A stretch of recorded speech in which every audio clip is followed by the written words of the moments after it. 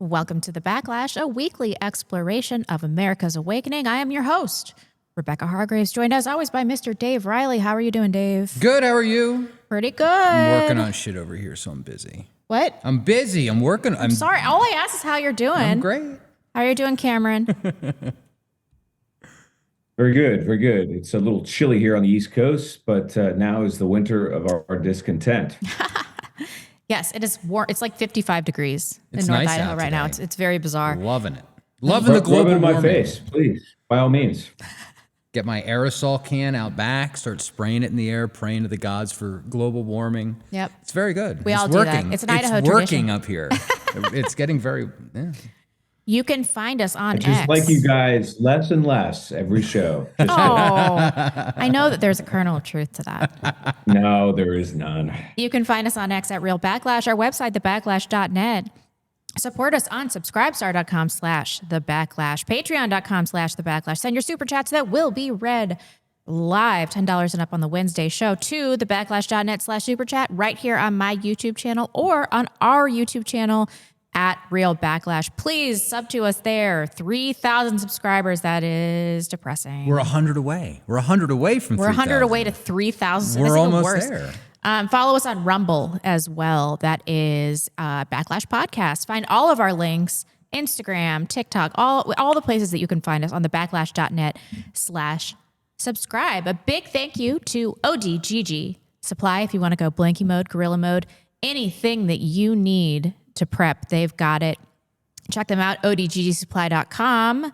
Above Time Coffee Roasters. That is small batch, handcrafted, white positive coffee. If coffee can be white positive, they are. It depends on how much cream you put in it. Aha. Atlas Bullion. That's not them. Premier dealers of gold, silver, and platinum, They've got platinum. and some other stuff. Check them out. Antelope Hill, publishers of white positive literature. And last but not least, North Idaho Tallow. That is idahotallow.com. That is skincare without endocrine disruptors. So thanks to all of our sponsors for making this show happen. Thank you guys for being here, for making this show happen. Let's talk about the weekend event.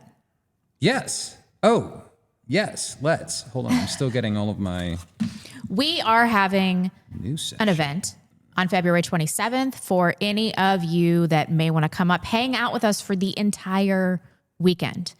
This is our February dinner. We have a black tie dinner that you will be attending with us. We're going to do some curated weekend experiences, small group access to hosts. You're going to have access to us. Oh, yeah. Access. You know, as fetching as you look in that outfit, Rebecca, I got to say, Dave wins in the picture department. Look at that picture. That's Dave. a real picture, Look by at the that way. picture. That's a real gun. That Okay. sends that's a strong Tinder profile. right Welcome there. to North Idaho. Thank God I haven't. That jacket is a real leopard. That's a real what? It is. I got it at a flea market, vintage. That's animal abuse. But it was made in the 60s. I didn't kill the leopard. If I didn't get it, then no new leopards were killed in the making of my jacket, okay? Blame Jackie O for this. Mink and leopard, the real deal. But Cool story, Hansel. Oh, come on. it is going to be a wonderful evening. You should definitely consider joining us. We only have 4 seats left. They've been selling like hotcakes. So you need to get in touch. You can either send us an email at info@thebacklash.net. You can just go to the website and click the register now button. It'll take you to the place where you can, pay for it and check out the whole 9 yards. But yeah, you've got to get in touch. Get in touch with us. We'd love to see you. Please come out for our event. Did anything happen this week? Anything in the news? Should we put that in the chats? in the live chat? Sure. We'll put that in the chats. Man, these Epstein files. We did a Twitter space the other day where we were talking about the Epstein files loosely, tangentially. They had just been dropped. And so I went on this epic quest to use AI to find out what was in these documents.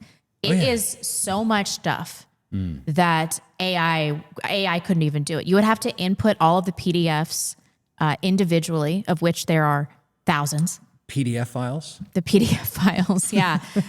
And so eventually I just gave up after doing it for several hours. And I was like, I'm just going to have to wait until the power of the internet comes through for me. And people go through these at a snail's pace, it seems, although 3 million. It's 3 million pages or 3 million documents. I don't even know how many it is, but Yeah. it's incredible. Allegedly, this is all of the files. We're going to talk a little bit about why that cannot possibly be. But what I've learned from obsessively researching these files this week, listening to all the content on them, is that what is actually in these files is less important than the overarching narrative. And I have some questions about this. Like, if there is this genuine blackmail network, which I think that there probably is, where's the blackmail? Did you see anything that was credible, not an anonymous tip to the FBI, that was life destroying for any individual? Well, I mean, there's been a lot of these photographs are being redacted by the FBI. Yeah. So if there are any photographs that are in those files that, we're not seeing them. I think there are obvious omissions, though. Yeah. And Well, so, plus, as always, the FBI is not going to release CSAM Yeah. and be like, all right, everybody, knock yourselves out, download 25 gigabytes of CSAM. Right. That's not going to happen. But it was vindicating because we've been saying for so long that this is an elaborate pedophile network, that there is trafficking going on, that people in the highest government capacity are deeply involved. And I think in that way, we were vindicated, and we were massively vindicated on a Jewish cabal, on an international Jewish cabal, the existence of one. So in many ways, I feel seen. I feel vindicated about the things. We were talking about Pizzagate. Oh, Lord. I have. We were talking about Pizzagate years ago, and people thought that we were insane. People thought that we were insane, and now I think some people are coming around. You mentioned on the show with Radix Virum that Goyim, the search term, has had a massive spike since the release date of the Epstein files. And I saw somebody tweet, I can't remember who it was, but it said, for all of you that don't know what Goyim is, welcome. Welcome to the party. Welcome to the party. I tweeted it out the day that it was happening. So I have to believe that this is going to wake some people up. I need it for my sanity. I wish that this was on Polymarket. I could have made money, man. Imagine Interest over buying time. the dip on Goyim. Yeah, And then for riding the Epstein wave all the way up. I know. Holy shit. But I do believe we're being fed a narrative. They put this out on a Friday, as they do, and it was just such an incredible amount of information. They're also deleting all of the files that mention the Rothschilds. Yes. They're deleting a lot of the files. Vindicated on that one. It's highly suspicious. I mean, we should always assume that the government and the powers that be are giving us the information that they want us to see. And so I just wonder, why did they release these files? Why? Well, because Congress ordered them to do it. But who cares? This was a strategic defeat of the Trump administration. But we already know that some things have to be omitted. So they didn't have to do this massive dump of information. It could have been more carefully curated. There could have been more omissions. I just wonder why. And then it was like they didn't want people to see it because they released it on a Friday. So I don't know. I have some questions surrounding that. But let's see who's involved. Elon Musk has been screaming from the mountaintops that he had no involvement, that he never went to the island, but he never mentioned that he did try. He certainly did try. Can you bring up one? Yes. All right. Might have to put my glasses on for this segment. My glasses. Shame on Sky News for utterly misleading headline. Anyone pushes this false narrative deserves complete contempt. This is Elon Musk. Epstein tried to get me to go to his island and I refuse. Yet they named me even before Prince Andrew, who did go. All right, let's see the next one. And this is this is going to be small for you. That's okay. I got it. On December 13th, 2013, this is Elon Musk, presumably, will be in the BVI St. Bart's area over the holidays. Is there a good time to visit? Any day, play it by ear if you want. There's always space for you. He says, okay, probably the first, the second or third would be perfect. I'll come and get you. I need to fly back to LA on the night of the 2nd. So actually, I could fly back early on the 3rd. We will be in St. Bart's. Should we head to the island on the 2nd? So he was planning to go. He just didn't actually go. Mm-hmm. That has to matter, right? Bill Gates also intimately involved. Here, I'm going to put my glasses on for a second. Yeah, we're going to need these. I'm going to need my glasses. These things are pretty. Did you see Melinda Gates came out and discussed this? Yes, I think she with did a NPR. podcast. Yeah, I saw that. There was an email that I saw where it was like, it was Elon Musk replying to Epstein, and it was $OUR, like $OUR island. So it kind of looks like R island. I saw people running with that narrative. But so like all of these documents, if you're not aware of this already, they're all OCR'd. So there are a lot of typos and spelling errors. And so you'll see the equal sign thrown in all the time to like replace E's and all this kind of stuff. Also, just FYI. Epstein, that Jew cannot spell shit. Dude, We're going to watch a video later where he's just, everything he tries to spell, he misspells. all of our overlords are just like completely unable to type coherent sentences, and yet they run society. They can't even use voice to text, for God's sake. I know. Reading the latest reading the latest Epstein emails is just fascinating. Read this stuff. There are ones that are particularly interesting because they're the notes to himself. Okay, this is something that he wrote to himself about Bill Gates, saying basically this is just too big of an email to read, but he's talking about resigning from the Gates Foundation and everything like that. And then he's talking about how he delivered some Russian prostitutes to Bill Gates, and Bill Gates contracted an STD, and he was trying to surreptitiously treat Melinda with antibiotics that would cure said STD. I assume it was chlamydia or gonorrhea or something like that. Without her knowledge. Sounds a lot without like her knowledge. Sounds a lot like the Rotary polio shit that's going on over in Africa. You know, like they're giving people all these vaccines and they drop dead all the time. Yeah. And Seriously. they're putting weird shit in the vaccines and testing it on people surreptitiously. Doesn't surprise me that Bill Gates would like get his wife fucked up. I don't know. He seems STD. so asexual that this, although I don't doubt his corruption, this one was kind of astonishing to me. Who's the guy in the wheelchair that talks? Stephen Hawking. I mean, if they were able to get Stephen Hawking to let us freak out down there on the island, I'm sure Bill Gates got plenty freaky. In Melinda, if you guys haven't watched it, check out the Melinda Gates interview. But it's with another chick, I think from NPR, and the other chick is like, "You don't have to say whether or not any of these allegations are true, but how does this make you feel?" I'm like, this is such a woman interview. No one cares how she feels about this. Just tell us whether or not these things are true. But she did say that their divorce stemmed from the, we can watch this. This was it, right? Yep. And neither of these women are transgender? No, indeed. These are both women. Real women. Real women. Okay, just checking. That Bill Gates had additional affairs and that he tried to get medication to treat a sexually transmitted infection, and that he was going to give you the medicine without you knowing. His representative has said all of this is false.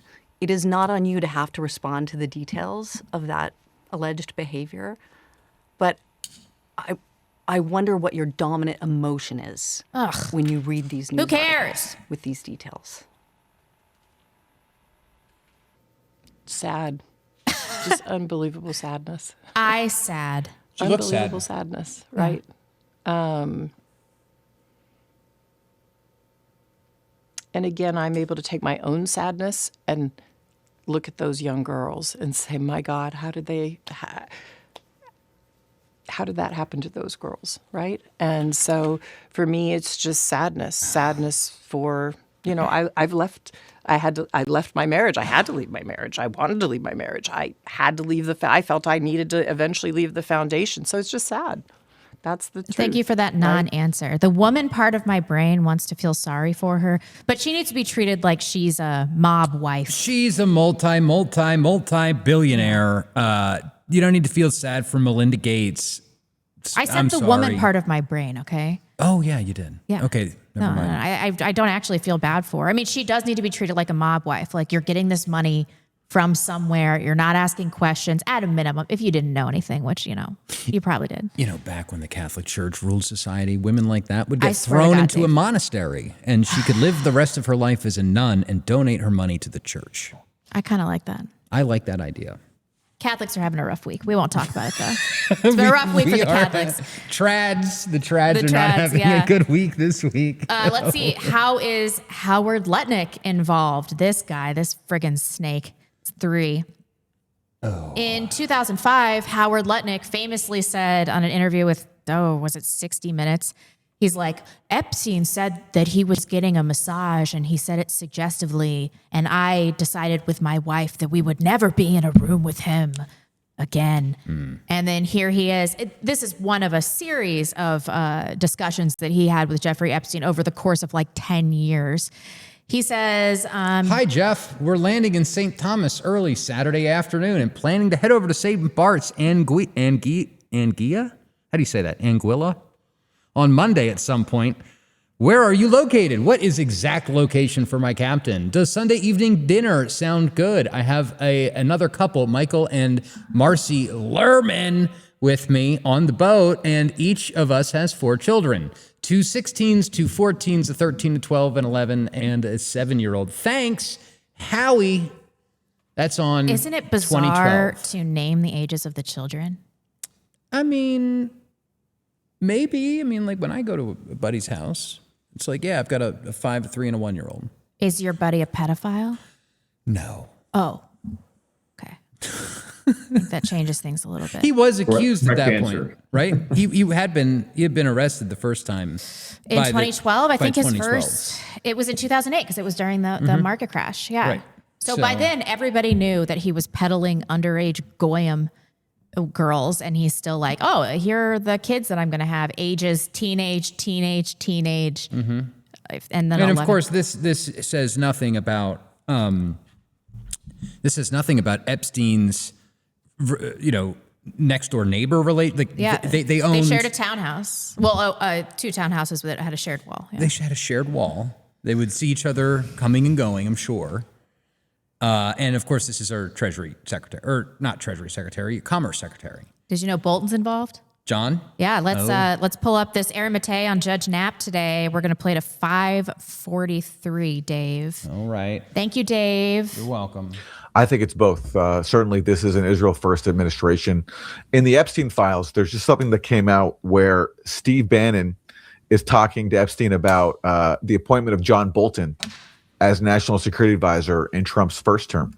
And it's either Steve Bannon or Epstein says about John Bolton, Bolton will not cross Sheldon. And who's Sheldon? That's Sheldon Adelson, one of Trump's biggest donors. Trump's bragged about how the Adelsons have given his campaign hundreds of millions of dollars.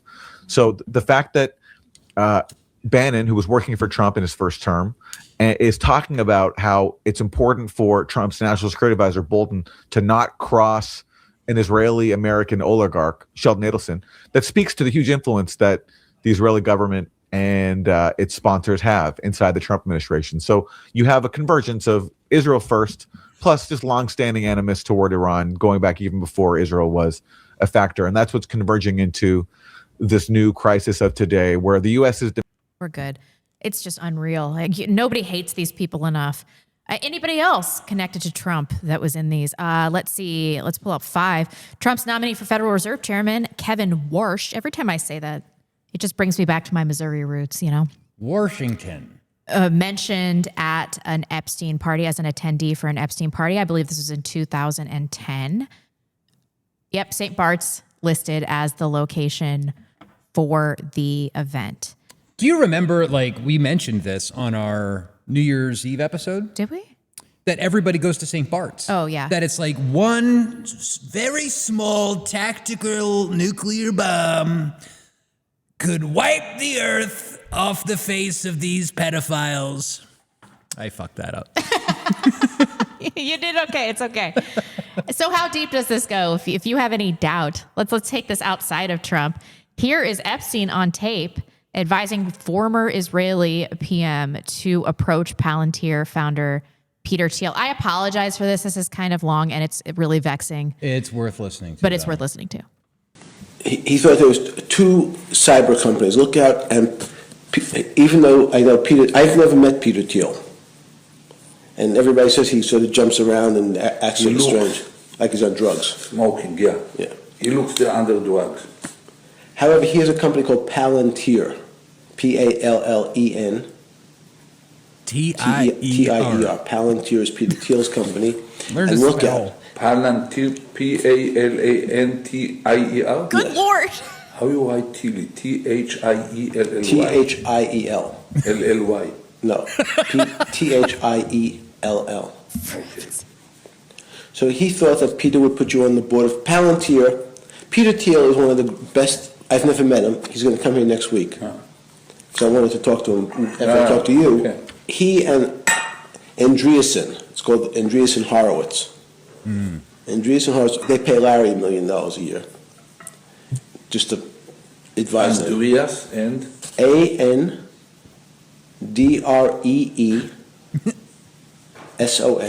Andreessen, That's not how you spell and Horowitz.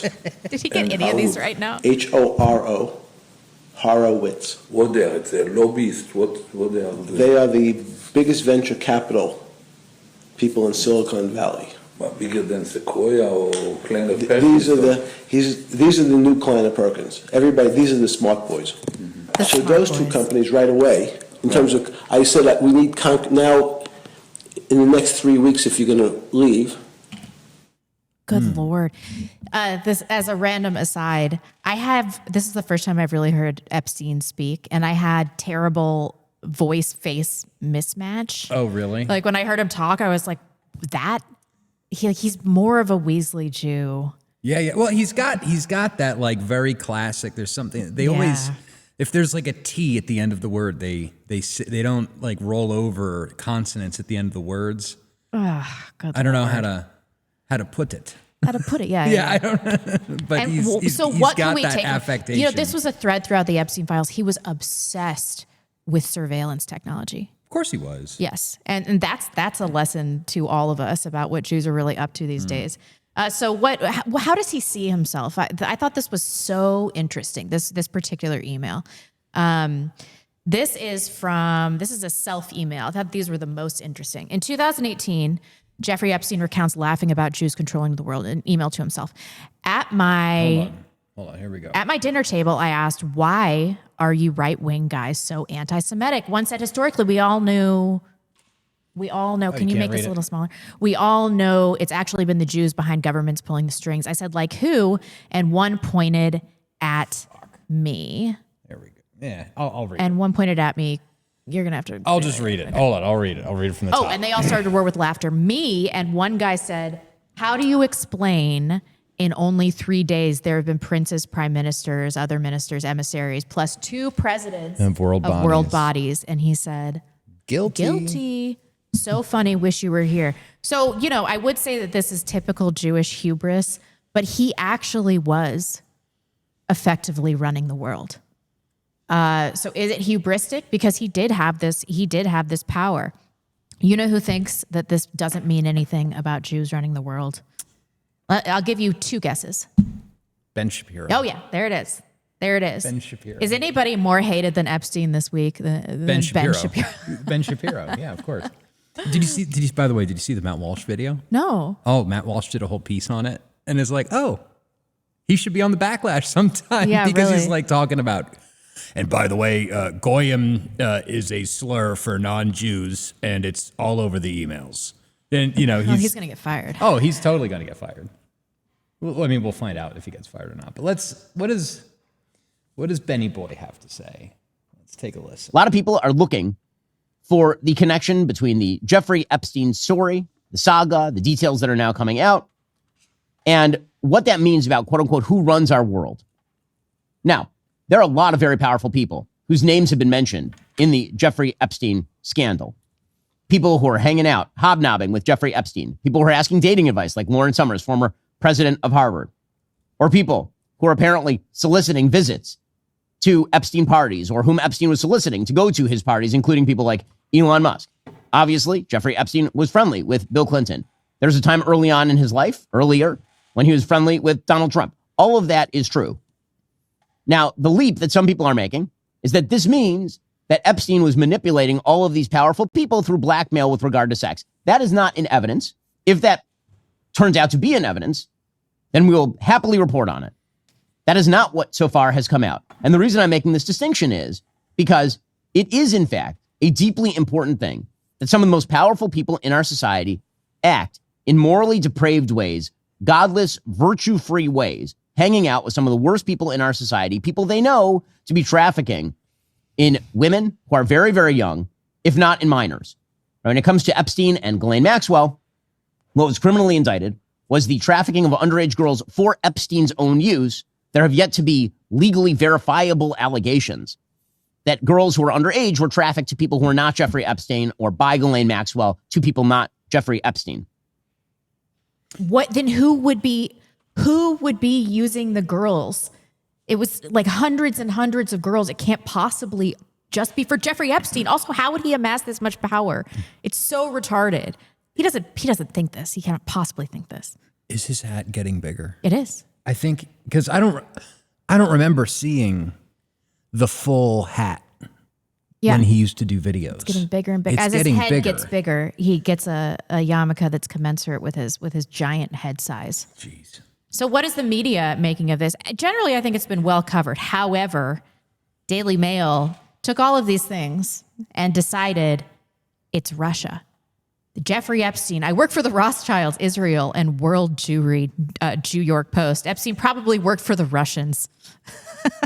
Unbelievable. Oh, I thought it was Daily Mail. Did they cover it too? Daily Mail covered it too. Okay. And they're this coming is out the New with York it too. Post, but yeah, this is their conclusion after reading all that.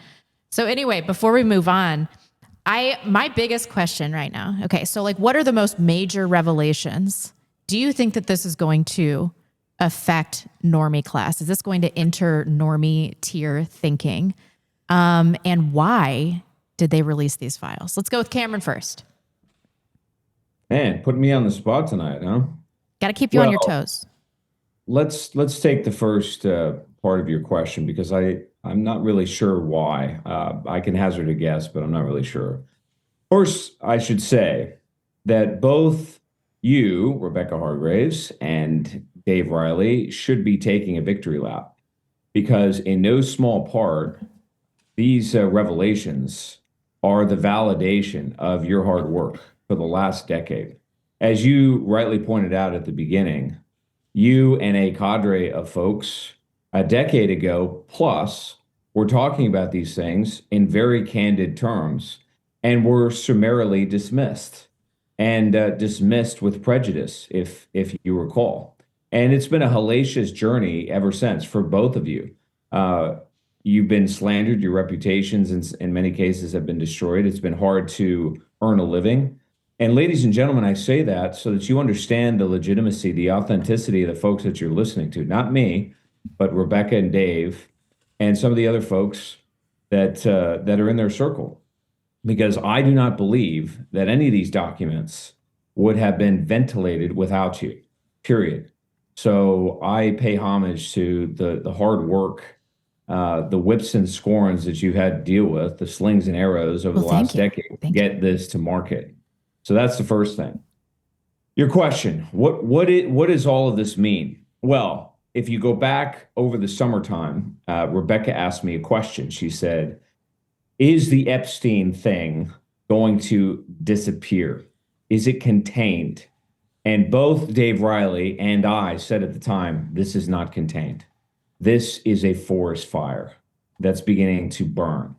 And at the time, if you recall, there was a kind of botched or bungled messaging that was coming out of the White House. Pam Bondi, who's the Attorney General, said that she had the Epstein files and that she was ready to act upon them. And if you back up farther in time, before the election, you had people like Kash Patel, who is the director of the FBI. You have Dan Bongino, who became his deputy. You have Donald Trump himself, who were all declarative that they would enact justice. And to some degree, that was the premise of Donald Trump's second term. That was what MAGA was supposed to be. It was supposed to be a counterstrike against a power structure called the swamp, if you will, to enact justice, a justice, I might add, that was long overdue, particularly from people like yourselves. Well, the question at the time was, okay, did they just sort of botch this messaging? Or was there something else going on? Were they completely untoward and immersed in the corruption that they said they would act upon, that they decried? Well, according to the New York Times, Donald Trump, I think in the 5,300 files or so, there were 38,000 references to Donald Trump, his wife, his Mar-a-Lago club in Florida, and other related words and phrases in the latest batch of emails, government files, videos, and other records released by the Justice Department. What does that tell you? It tells you that Donald Trump, that the MAGA movement and the cohort of people that staff his government, they do not represent us, that the Make America Great Again movement is a fraud, and that everything and anything that touches the political class in this country is overtly corrupt, period, that they are all contaminated. And I think that this Epstein case, if you will, whether he's the epicenter of it or not, or there's something more beneath him, which is my view, either way, he is a virus that has infected the entire power structure. Now, the question is, what does that mean? Well, I think what it means is that we are now in a very different kind of politics in which both people on the left and people on the right are coming to the conclusion that the entire political structure in this country and every tentacle that's attached to that power structure, and let's be clear on what some of these are. You're talking about all the mainstream media in the United States. You're talking about some of the storied academic institutions in this country, Harvard, Stanford, Yale, right? Some of these institutions that go back to before the Republic was founded, and the principal allocators of capital in the United States, that being Wall Street. And we all knew that Wall Street was corrupt, perhaps not this corrupt, but also Silicon Valley. And if you pay keen attention to what Epstein said in that interview that Rebecca just played a moment ago, what is he talking about? He's talking about the power brokers in Silicon Valley, VC, venture capital. Venture capital at the moment, ladies and gentlemen, is driving the artificial intelligence complex, which is singularly responsible for what's left of our GDP in this country, something we've talked about over the last few weeks. And is it all that surprising that in recent months, you've had people like Michael Burry, who's famous from The Big Short, who have begun to explore, investigate, and uncover mass fraud in Silicon Valley from some of the prevailing names, the blue chips in the artificial intelligence complex.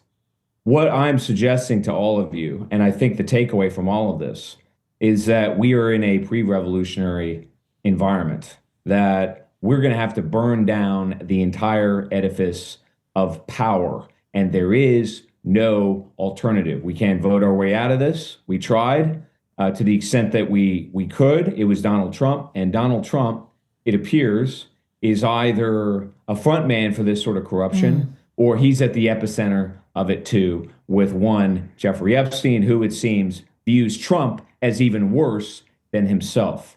So we are in a different world now, ladies and gentlemen, and this is a massive victory. This is an apocalyptic moment. And apocalypse means revelation. I think this is just the beginning of something much, much bigger, an earthquake that's going to bring the whole damn system down. And you guys started that process some 10 years ago. Oh, well, thank you, Cameron. Do we have that saved in the outline? There was an email sent back and forth about every cell in Trump's body. You remember? No? I have the one where he talks about how Trump is a piece of shit. Is that what you're? Yeah. Oh, yeah. Is that, or is that in the next segment? It's 16. Okay. Well, the other stuff I was going to mention here is like, and I think that these have been coming out a little bit more today. You know, there have been kind of waves of this stuff coming out, but look at this email. This is from Epstein, between Epstein and Mitch Weber. Mitch Weber is the president of the Holocaust Museum in Washington, D.C. Yep. Dude, get it together. I apologize. Mr. Epstein, what you were asking on the phone, I'm sorry, I'm a little confused about what you were asking on the phone and what you're asking now. The question is, what would happen if one were to transport a minor for sex or to transport oneself with the intent to have sex with a minor into a state in which the age of consent is below 18, assuming the minor is above the age of consent in the given state? And then Epstein emails back, let's also look at sex tourism laws, going someplace with specific intent to have underage sex. Is this confirmed? This is a real email. For those of you that, if this is confirmed, for those of you that are just listening, this is sent from mweber@law.harvard.edu. It's sent from his work account. And the subject line is regarding federal sex trafficking and states with lower ages of consent. That's literally in the subject line of the email. Yeah. So brazen. I mean, I'm assuming it's real. I guess it might not be real. I don't have any reason to doubt it. I could go look it up, I'm sure. Good heavens. But yeah. So there's things like that. Then there's things like where did it go? Come back here. Did I exit out? No. Here it is. They're like Epstein on murdering female children. Quote, they're like shrimp. You throw away the head and keep the body. Yep. Like, are you kidding me? So yeah, I mean, it's been, Epstein was Pizzagate was real. Epstein was Pizzagate. That's it. Like, we all lost our jobs and our careers for nothing. Yeah. We were right. And now these people control the government. Yeah. It's like a demonic possession. Yeah. I think that people are not focusing on that enough. There's also some stuff that was coming out that was really interesting. I think I have it in my bookmark folder pertaining to what was going on in Greece at the time. Some of these emails are showing the Greek debt crisis was fabricated to save the German and French banks. And of course, if you remember, in 2013, in Greece, the group of people that was working to like free their government, that was the Golden Dawn Party. Remember that? Mm-hmm. Remember these guys? Yep.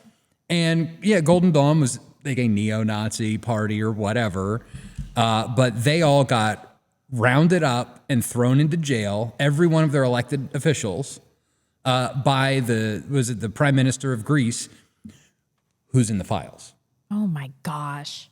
That was coordinating directly with Epstein on the Greek debt crisis. This is so big. Yeah. This makes me feel like maybe we shouldn't be doing anything because it's just the odds are insurmountable and everything is When am I going to get drone striked? Yeah. Just put me out of my misery. We're paranoid. We're too small for that. Send in the drones. Listen, a couple things. So, I have tried to articulate the nature of the elites in this country because depending on the space that you're in, you tend to compartmentalize them. But I have said repeatedly, and I think that this is absolutely dispositive in this regard, that the base layer of the Jewish power structure in the world is the financial system. That is where all of the bodies are buried. Now, why is what's happening so profoundly important? This is not simply about revelations of untoward behavior, of extortion rackets, of pedophilia. That's bad enough. And to some degree, that's been operating in the background for some time, meaning that the public is becoming more and more aware of that sort of thing. And obviously, whenever you're talking about children, you're talking about crossing a line that you can never come back from, right? But what's equally important is what we've talked about on this program for the better part of a year now, or a year and a half. And that is that the financial system, the base layer, the funding mechanism that enables all of the corruption, right? Remember, for Epstein to do what he had to do, he had to have funding. He had to have a cash surplus. He had to have liquidity. That funding mechanism, the infrastructure that these people use to leverage power and dominate us, is internally collapsing. It's happening with the demise and disintegration of the Japanese yen and their bond market and their banking system. It's happening on Wall Street. It's happening in the shadow banks. It's happening in commercial real estate. It's happening in Silicon Valley, as I mentioned a moment ago, with this artificial intelligence boondoggle. I mean, there was just some, and I don't remember the specific details. Maybe Dave, you can look it up. But I think it was Microsoft commissioned a $10 or $12 billion project to build a data center in like Wisconsin or something. And that has ballooned to $24 billion. We are spending, I think it's triple what we spent on the Apollo moon program in the 1960s on building these massive data centers across this country. And who's managing all of it? Well, it's a lot of the folks that appear to be in Peter Thiel and Richard Epstein or Jeffrey Epstein's Rolodex. Okay. That system, ladies and gentlemen, is blowing up. It's demolitioning before our eyes. And that is in part why I think these revelations are coming forth. Now, as far as the timing of these things, I'm sure I don't know. Here's the negative of it, I suppose. The negative is that potentially these things are being disseminated, and this is not my idea, I've heard others say this, to sort of threaten Donald Trump indirectly, because he is heavily mentioned in these files. I mean, this is absolutely defamatory towards the president, and maybe this was sent as a message, a subtle message, or a not so subtle message to say, look, we can destroy you if you do not do our bidding. That's pretty dark, and maybe that's possible. I think something else may be going on. It may be that there are forces inside the government that recognize that this country is on the cusp of making catastrophic decisions, particularly overseas, and specifically with this war in Iran. And maybe they're dumping it to get it out to the public, to start this fire again, in the hopes that the public will wake up, get angry, and demand some kind of justice, to pressure the president domestically in the hopes that it will short circuit this war overseas. Either is speculation, I have no idea. But it is odd that a lot of these files have been dumped at this particular moment when we are on the cusp of entering a disastrous war for this country. You know, one of the other things that is interesting with these emails, this is one that I just saw today, and it's this one from Jeff Epstein to Peter Thiel, June 26th, 2016. This is Brexit is just the beginning. Thiel says of what? Epstein says a return to tribalism, counter to globalization, amazing new alliances. You and I both agreed zero interest rates were too high, and as I said in your office, finding things on their way to collapse was much easier than finding the next bargain. And so, like, it's just really interesting. Like, okay, here we are. Like, back in 2016, the alt-right, you know, all these different nationalist groups that were popping up, we were all on we were on the crest of that wave. And that all got kind of stamped back with Charlottesville and everything that happened after that. But here's Epstein and Peter Thiel recognizing the exact same thing happening and attempting to capitalize on it, co-opt it for their own Well, I ends. think that one of the reasons that Epstein is not being indicted properly in the dissident right is that he was a racial supremacist that recognized race realism in a way that people are finding meaningful. And Jewish supremacy is all over the Epstein files. And I thought that that was such an interesting angle of the Epstein files, because if you're going to take anything away from this last dump, I think that it's understanding the mind, the Jewish hive mind, and how they think that it is us versus them. Is this the race and IQ one? Yeah. Well, this was super interesting, right? It's Noam Chomsky. Jeff Epstein emailing back and forth with Noam Chomsky.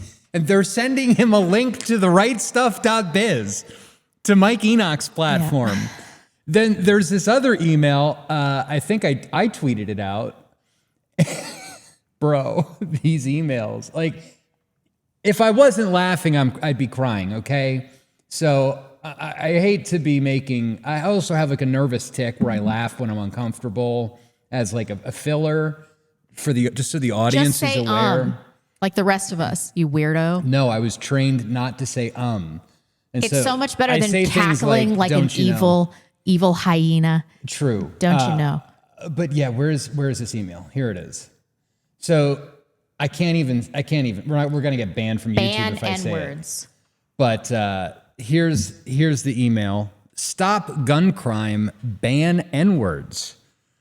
The article is extremely amusing in the sense that it juxtaposes several questions relating to the gun control policy when the author himself is the answer to his own question. More N-words equals more murder. Duh. Is this to himself? No, I don't know who this is to. Oh, good Lord. I screenshotted it. Let's get into some of the Jewish psychology segment of this show. All right. But first,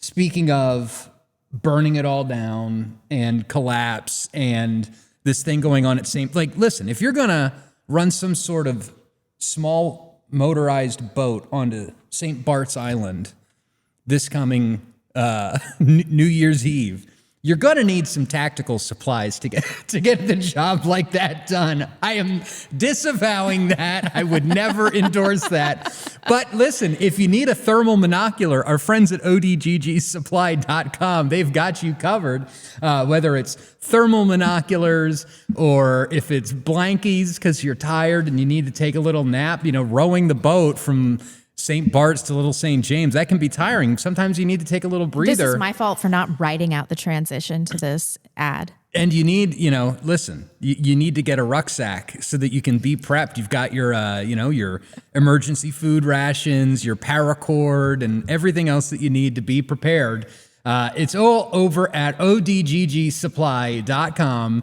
Use promo code Backlash25 and you will get 25% off of your order. They've got all kinds of outdoor gear, tactical stuff, MREs, those little blankets that you can like throw in your pocket, the foil blankets. Pocket blankets? Yeah, they got a pocket blanket.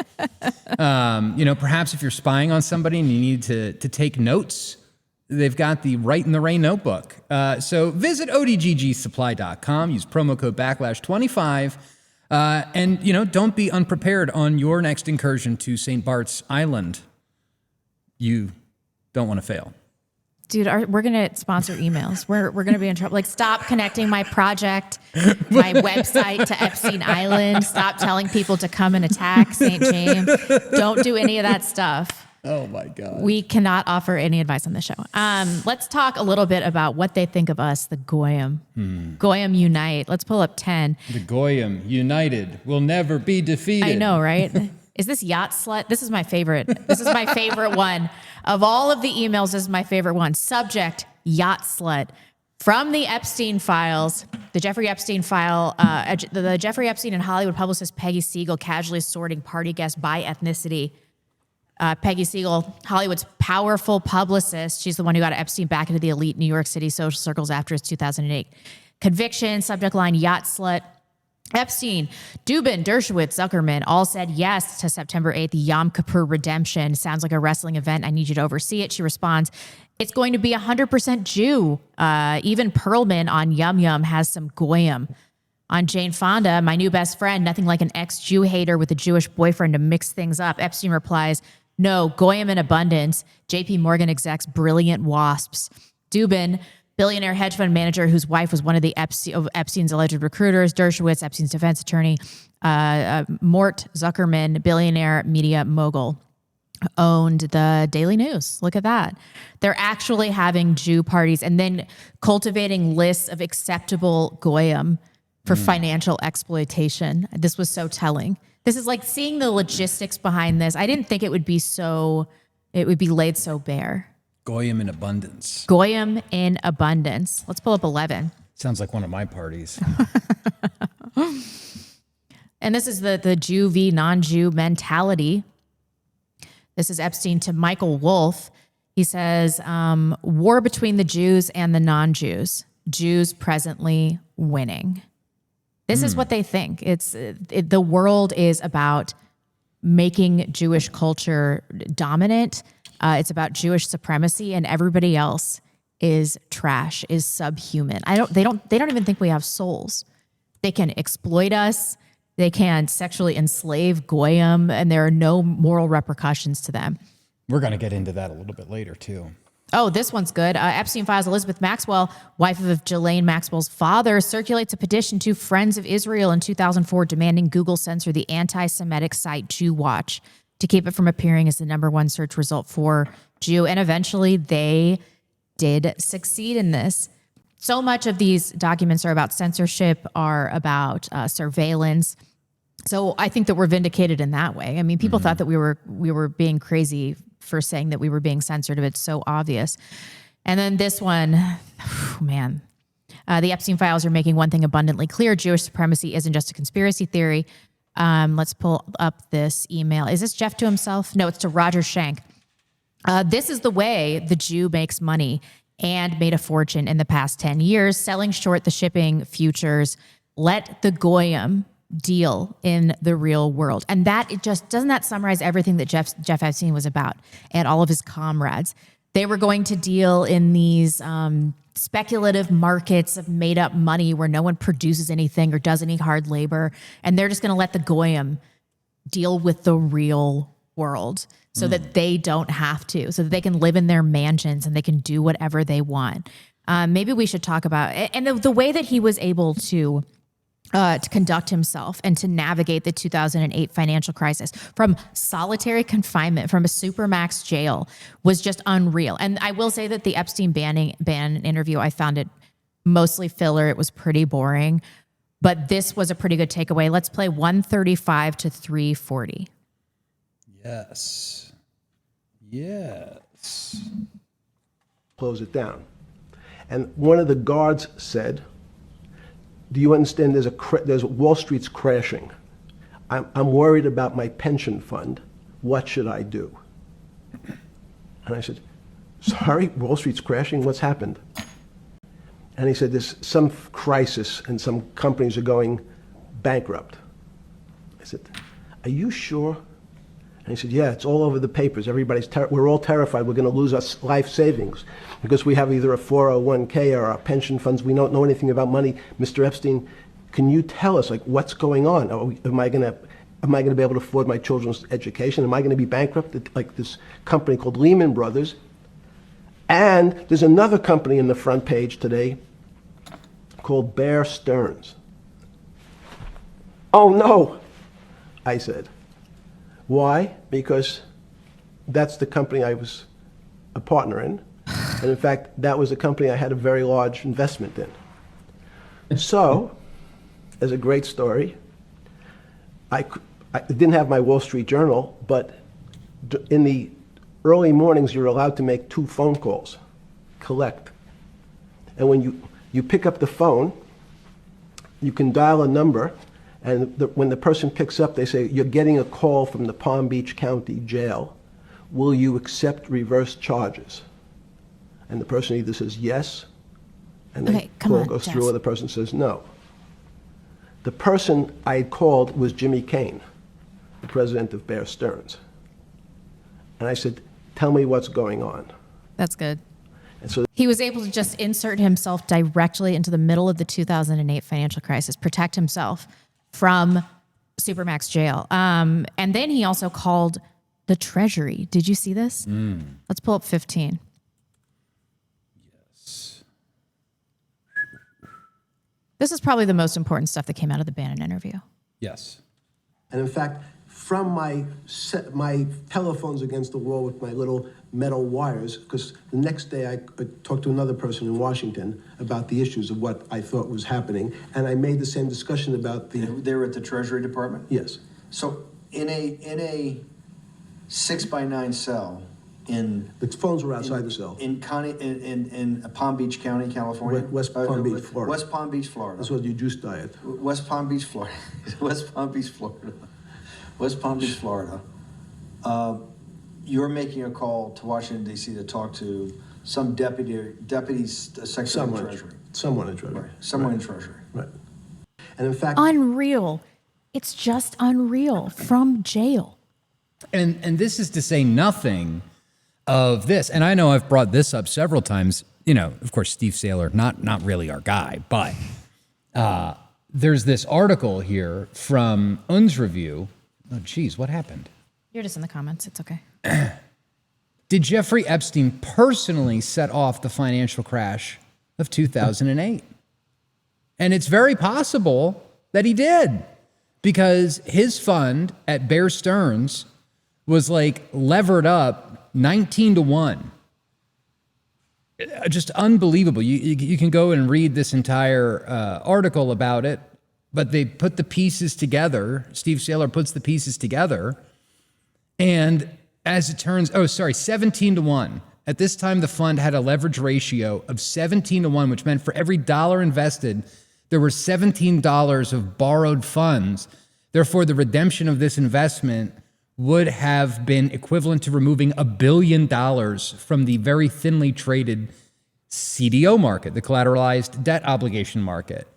Selling of CDO assets to meet the redemptions that month began a repricing process and general freeze in the CDO market.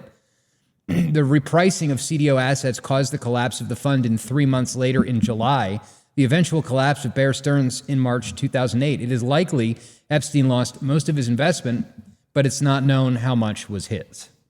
So, like, he's literally there in jail, calling the secretaries of the Treasury, calling Bear Stearns, calling JP Morgan, and it was like his own fund that blew up because he wasn't there to manage it because he got popped for diddling kids. What planet are we living on? Yeah, absolutely crazy. Cameron, what do you think this says about broader financial markets? Well, what you're seeing is that all systems are human systems. And for how long have I been telling you folks that if you get higher and higher in the power structure, you go as high as you possibly can, you climb the plateau, what do you find? You find Jeffrey Epstein. You find people like him. And essentially what that suggests is that the entire financial system as structured today is a fraud. It's fraudulent. And look, let's be clear. I mean, you guys may not remember 2008 all that well. I do remember it well, in part because I was at sea when it happened and it directly affected us. I mean, we were getting briefings on it at the time. But that nearly brought down the entire global economy. And what was the anesthetic that they used? Well, basically, they conjoined the government and Wall Street together, which is what you have today, ladies and gentlemen. There is no financial system. There is the U.S. government / financial system. It's all one thing. So if any part of it goes, the whole thing is going to go. And who are the wizards of finance, right? Who are the gods of finance behind the machine, right? Who's the Wizard of Oz? It's people like Jeffrey Epstein, who are corrupt and ultimately are the architects of their own destruction. Now, there's one other thing I want to say on this briefly. There's a book that Woodrow Wilson wrote in 1913. It's called The New Freedom. You guys should look it up if you're not familiar with it. In that book, listen to what Wilson says. He says, "Since I entered politics, I have chiefly had men's views confided to me privately. Some of the biggest men in the United States in the field of commerce and manufacture are afraid of somebody, are afraid of something. They know that there is a power somewhere so organized, so subtle, so watchful, so interlocked, so complete, so pervasive, that they had better not speak above their breath when they speak in condemnation of it." 1913, that was written. I wonder what power structure they were talking about. Ladies and gentlemen, we're at the end of this. We're at the end of this cycle, which is why this is an earthquake. This is broken containment. And it stands to reason that the damage control and the agents of that damage control, people like Ben Shapiro, they're sinking fast. Their star is falling. And why is it falling? It's not simply that they're tied to this broader Jewish power structure and all of its insidious tentacles. It's that the nature of the discourse that they have created in this country, the weapon that they have applied surgically and targeted us with over the last 50 years was that you're guilty until proven innocent, not the other way around, right? By virtue of being a white Christian American, you are a criminal. In a free and a horrible racist. You are a terrible person by default. And so now what's happening is an inversion of that. And what Ben Shapiro is asking us to do is to be judicial. It is to take things on the facts. Well, that sounds nice, but that's not going to happen because karma has a way of coming back upon you. And that's what's happening to these people. This, ladies and gentlemen, is a massive breakthrough. This is a victory. This is a feather in our cap. Understand its significance because this is just the beginning. This is the end of their dominion over us. I'm still scared though. Like all I've wanted to do since I started this job is to break away from this Jewish cabal and their rule. But when it really comes down to it, I'm afraid of what is going to happen. I'm afraid that there's going to be mass poverty. I'm afraid that white people might not rise to the occasion. And I can't be the only one. I mean, Cameron has a lot of faith in our people, and it's really kept me going here. But I'm pretty worried that we're going to drop the ball for what is easy instead of what is right. Goyim. Yeah. Goyim. We're going to sit back and we're going to fight each other about, what people do in their private time and their private lives, right? Like this is one of the things that's been just dominating X for the past 24 hours. It's like Epstein's going on, global financial collapse, and it's like, no. I want to find out which of my favorite influencers are sleeping with each other. Well, everybody wants to know that. But it's I'm sympathetic to that though. Goyim. This is Goyish behavior. I understand that, but I am sympathetic to that because these are painful realizations and people need to take a break and log off. But that doesn't mean engage in internet issues. It means pick up your knitting or whatever else you're doing. Knitting. Look, yeah. we're gonna have to see how deep the rabbit hole goes. I don't know. I mean, Jeffrey Epstein may be the sort of sugar-coated top. Yeah. Much deeper layer. I don't know. But what I'm suggesting is that we're going to find out. Okay. And I think there's something else that's important is that we're beginning to sort of break through, to punch through or overcome a lot of these false frames, which were irrelevant distractions like the deep state, right? I'm so sickened by that term for so long. That is a false frame. There's no deep state. There is a state, and that state is crumbling before you. In all of its machinations, whether you're talking about the elected government, right? Everybody on Capitol Hill, the vast majority of whom are absolutely and totally ensnared in this corruption. How do I know that? Because every time Benjamin Netanyahu shows up, he gets a round of applause 40, 50 times. He gives a speech, right? All of these people are pushing for war with Iran. All of these people support bailing out the big banks. All of these people are opposing mass deportations. Why? Because they're ensnared in a power structure. It's not a deep state. It is a completely corrupted and compromised system. And that system now is careening completely out of control. Yes, you're right, Rebecca. These are hard truths to deal with. They are, but they must be dealt with because the sooner we deal with them, we accept them, the sooner we can begin to really solve these problems. And we will. Remember something else too. This is not unprecedented. If you go back to the 19th century, there was a prominent German historian. His name is Heinrich von Treitschke. I don't know if you guys have ever heard of him, but Treitschke was an academic.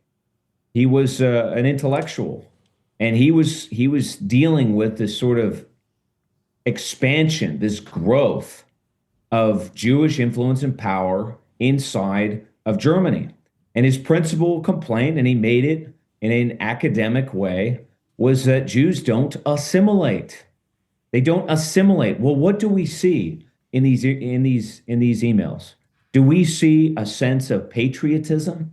Do we see a sense of solidarity with the people in the United States, right? The WASPs or anybody else that considers themselves Americans? No, we don't see that at all. What we see is a kind of hatred, a loathing, a condescension, a failure to assimilate. Essentially, they have used our society as a gambling machine, as a casino, and the collateral damage has been our economy.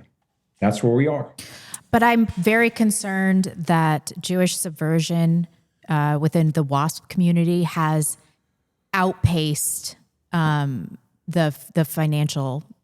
incoming financial collapse. And so I'm worried that we're not going to develop a meaningful racial consciousness before we have to deal with the downfall of the economy, in which case we're going to really struggle. We're really going to struggle to keep it together. I mean, that's what this show is about. We're trying to do that, but people aren't there yet. I think people watch this show and the normie watches the show and they are probably horrified. The racial consciousness is there and it never left. And this is another myth that you hear. How do I know that? All you have to do is look at general social survey data in the United States. How is it that white people across this country manage to self-segregate? How do they do that? How do they figure out which neighborhood to live in or where to send their children?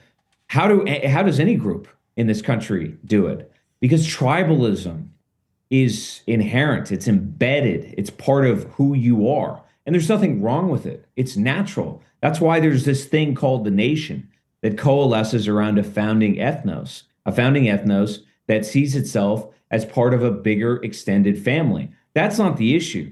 The issue, Rebecca, is that this democratic government, as structured, maintains a fiction, a facade that we can participate, that we can interact with it, and we can salvage something. That fiction is dying.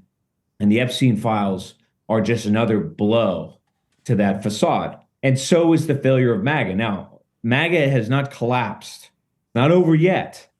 But the fact of the matter is that they're guilty until proven innocent, right? So nobody is running around saying, well, the facts of the case are not dispositive towards the president. No, nobody's saying that. The president's poll numbers are falling. The MAGA movement is increasingly anemic. What you're looking for is a counterthrust. We're not going to get the counterthrust until the MAGA movement completely implodes. But that is in process, and the Epstein files are accelerating it, and that's what's important. That's reassuring. I was also going to say there's this new website out, peaceandquiet.io. We're not being paid to show them. This is amazing. But, talking about this idea of a racial consciousness arising, I mean, people are making websites like this so that you can basically, you can go in the filters and, filter out Waffle House and be like, I don't want to live anywhere near a Waffle House. Or pawn shops. Right. Wait, can you go back to those filters? Those were great. Hold on a second. That's fantastic. Up. Yeah, it says over here. Bail bonds, public housing, Section 8. Yeah, Section 8. Methadone clinics, payday loans, beauty supplies. And you see they've got a 1.5 times multiplier. This is the kind of white weaponized autism that makes me feel better. Hoopty listings. How do we... Yeah, let's activate all of these, and then we'll go back Boost again. Popeyes, Boost Mobile, liquor stores, pawn shops. What's LIHTC? I don't know, means. But yeah, and so this is how. Dang it! It was here. Hold on, let me refresh it. It was working better. I was playing with it, but anyway, you get the idea. There's a whole thing. That's so just fantastic. And it actually looked like Colorado was not a bad spot. The purple cells you want to stay away from. The green cells, they're okay. There's Denver. But, wow, this is incredible. All right, I feel a little bit better. A little bit better. We should talk about Trump, but before we get into the Trump stuff, go to the ladies' room. What ads am I supposed to read? We're gonna do Antelope Hill. Well, Right. And so what we were going to talk about a little bit, and we did talk about it, is the concept, the way that Epstein views all of this stuff, right? It's all Jew-Gentile. It's all about the Goyim and the Jews and how the Jews are winning. And that is their mentality. And so there's a book I'm going to recommend for you to kind of get into this Jewish mentality, to understand how they think. And it's from our friends over at Antelope Hill Publishing. They're fighting to keep history alive amidst a regime of anti-white censorship to train a new generation of dissidents to fight the anti-white Jewish regime. Their varied catalog includes the newly updated and expanded third edition of Kevin MacDonald's Culture of Critique, the essential modern text on Jewish identity, Dr. Ricardo Duchesne's magnum opus, Greatness and Ruin, a definitive scholarly explanation of European exceptionalism, as well as works by Kerry Bolton, Paul Kersey, and Josh Neal. Antelope Hill recently brought David Irving's iconic Nuremberg the Last Battle back into print and have numerous translations of historical works from eras such as Fascist Italy, National Socialist Germany, and Civil War Spain, previously unavailable in English. There are also plenty of books on contemporary issues such as transgenderism and the opioid crisis, Christian nationalism, as well as history books, novels, and children's books. So whatever your interest is, you're bound to find books that you like at Antelope Hill, all professionally published with sleek, modern cover art. Help us and help our people by checking out companies that share our values and fight for our cause. Visit Antelope Hill Publishing today. And the book that I was going to recommend, let me see if I can pull it up. Yeah, here it is. The book is You Gentiles by Maurice Samuel. And if you use promo code Backlash10, you can get 10% off your purchase of this book. They did not ask me to shill this particular book, but I've read it, and I think that it's worth reading. It basically goes over the Jewish worldview and how they see themselves as the great destroyers of our culture and of our society. So if you want to understand where Jeffrey Epstein is coming from when he says, the Jews, the Goyim, and all of this, you got to read Maurice Samuel's book, You Gentiles. You will get a little bit of insight. And as far as creating a, white positive identity that can be used to keep us all together, we have to patronize white businesses. And that means patronizing companies like Above Time Coffee Roasters. They've got wonderful, small batch, handcrafted, hand roasted, fair trade coffee available on their website. The only pro-white coffee company in the United States, probably in the world. Yeah, really. So visit their website, use promo code Backlash10. You can also get 10% off your order of Above Time Coffee, which is delicious. It's wonderful. I'm drinking it now. You should be drinking it too. It's abovetimecoffee.com. So please visit them. We've also got links in the description below. Thank you so much, Above Time Coffee Roasters and Antelope Hill. Let's talk a little bit about Trump. Let's see what Epstein thought of Trump. Can you pull up 16? Good Lord. Okay. Jeffrey Epstein, the guy who ran a child sex slave empire, said Trump is the worst person he's ever met. This is to Larry Summers. He says, recall, I've told you I've met some very bad people, but none as bad as Trump. Not one decent cell in his body. So yes, dangerous. Unbelievable. Yeah. And let's talk a little bit about Trump corruption. Let's pull up 17. This is unreal. Cameron put this in our chat. Okay. 4 days before Trump's inauguration, lieutenants to an Abu Dhabi royal, you're going to have to read this. 4 days before Donald Trump's inauguration, lieutenants to an Abu Dhabi royal secretly signed a deal with the Trump family to buy a 49% stake in World Liberty Financial for $500 million, according to documents and people familiar. The buyer paid half up front, steering $187 million to the Trump family entities and $31 million to Steve Witkoff's entities. The investment was backed by the United Arab Emirates National Security Advisor Tanoun bin Zayed. The deal put two executives at the company, G42, on the board of WLF alongside Eric Trump and Zach Witkoff. This is from the Wall Street Journal. Unbelievable. Cameron, can you shed some light on this and put it in layman's terms for us?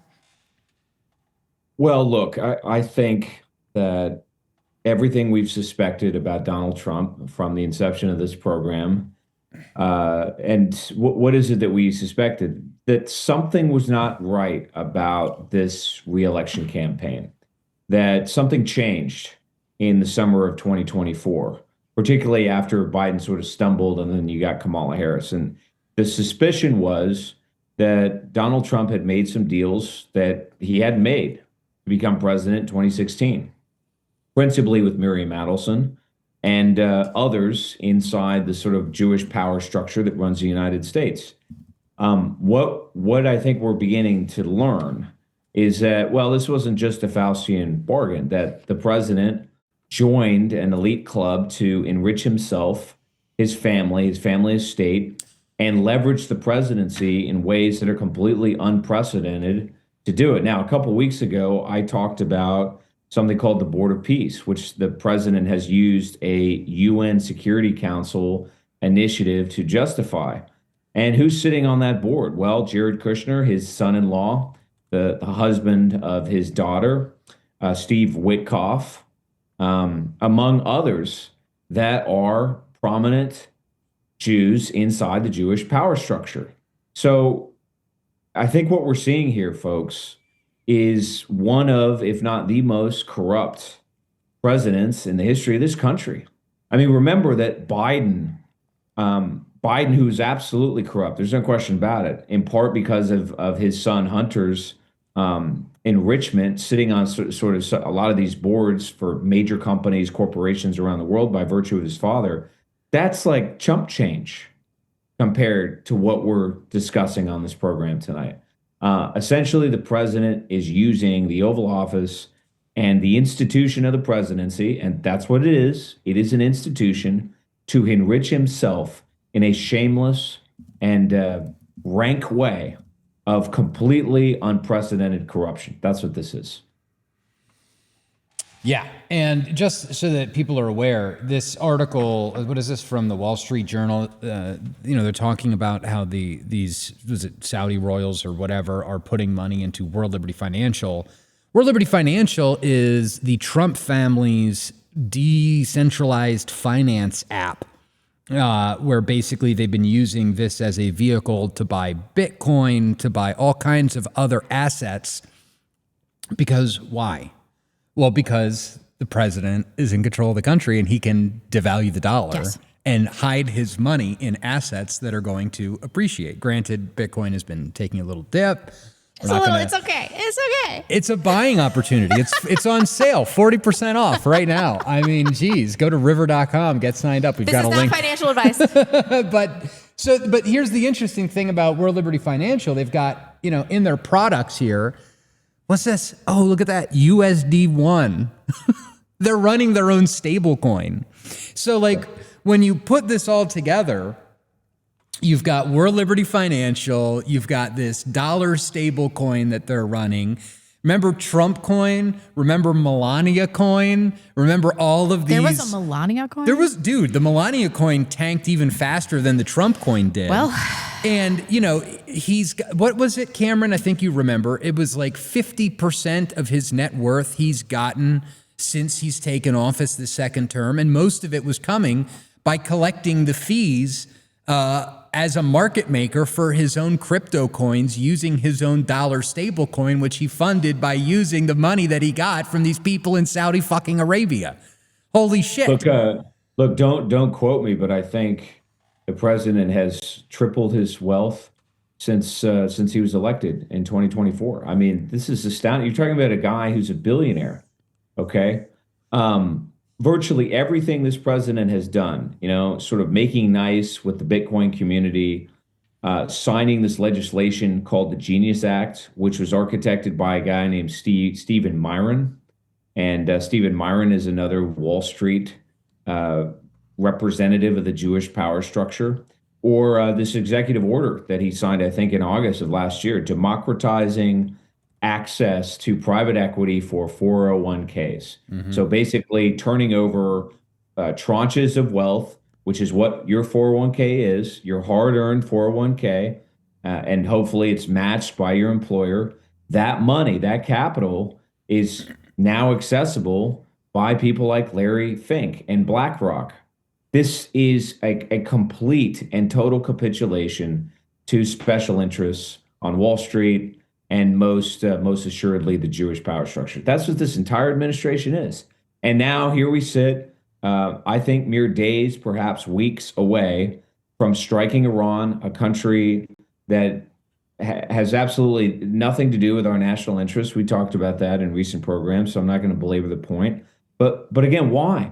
Because of the same group. Because Donald Trump sold out completely to the Jewish power structure. Now the United States is cratering as a result. And all of these are just data points building the case for rank corruption. That's absolutely true. Dave, we're going to do something unprecedented on this show. Oh. Well, hold on. Before we do that, I wanted to play a little bit of this thing. Okay. Can I take us off on like a little detour for a second? Just like the first minute or so. Okay.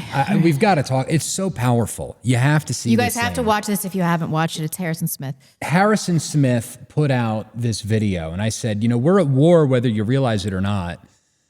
Those people are the enemies of the entire human race, as St. Paul says in 1 Thessalonians 2:14-16, not because we hate them, but because they hate Christ. I'm just going to play like the first minute or so, and you'll get a taste of exactly what is going on here. I think there's another revolution coming. I tend to steer it along with the achievement of a broader peace. When history is within reach. So what Israel is fighting here is not merely a seven-front war, but an eight-front war. For the Jews against Rome. Rome and Jerusalem clashed over values with a great tragedy for the Jewish people. Well, we lost that one. We have to win the next one. But the new Rome, the United States, The Jews against Rome. We stopped playing defense and have moved to offense. The weapons change over time. You can't fight today with swords. That doesn't work very well. But we need the kind of genius that manufactured Apollo gold pagers and infiltrated Hezbollah for over a decade to prepare for this battle. But we have to fight with the weapons that apply to the battlefields in which we're engaged.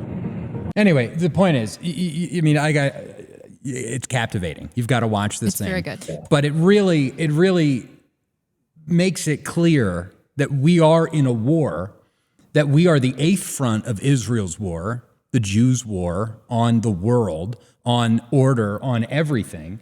And one of the key points, one of the key intersections of this whole thing is a group called Chabad. And I think that's what we were going to, right? It was. I want you to talk about Chabad. I want you to explain the associations of Chabad, and I want you to tie in this Charles Johnson Trump Israeli asset document. Where do we begin? Do we begin with the Yes. Do we begin with the document Let's itself? do that. Okay, Yeah. so here we have this CHS document that's been come out. It's been bandied around. Here's the full thing. Disclosed TV published it. And it's talking about how, Alan Dershowitz is some sort of Mossad agent and that Jared Kushner was his student. Dershowitz told the confidential human source that blah, blah, blah, that if he were young again, he would be holding a stun gun as an Israeli intelligence Mossad agent. The source believed that Dershowitz was co-opted by Mossad and subscribed to their mission. Elsewhere in the document, it talks about how Donald Trump is compromised by a group. Here it is. Confidential human source advised that Chabad is doing everything they can to co-opt the Trump presidency. Chabad is basically state-sanctioned Judaism. It is used by Putin to keep tabs on the Russo-Jewish oligarchs. On the day that Trump was elected president, Ivanka Trump and Jared were at the gravesite of Rabbi Schneerson, who was the most powerful rabbi in the Chabad network. Jared didn't disclose his stake in cadre, blah, blah, blah, blah, blah. So there is this claim that's out there, and it noted the claim comes from Charles Johnson. So take with that what you will as far as credibility. He's been known to exaggerate certain things from time to time. But there is something very clearly going on. Not only was Jared Kushner and Ivanka at the gravesite of the Rebbe the day of the election in 2016, the first time that he got elected.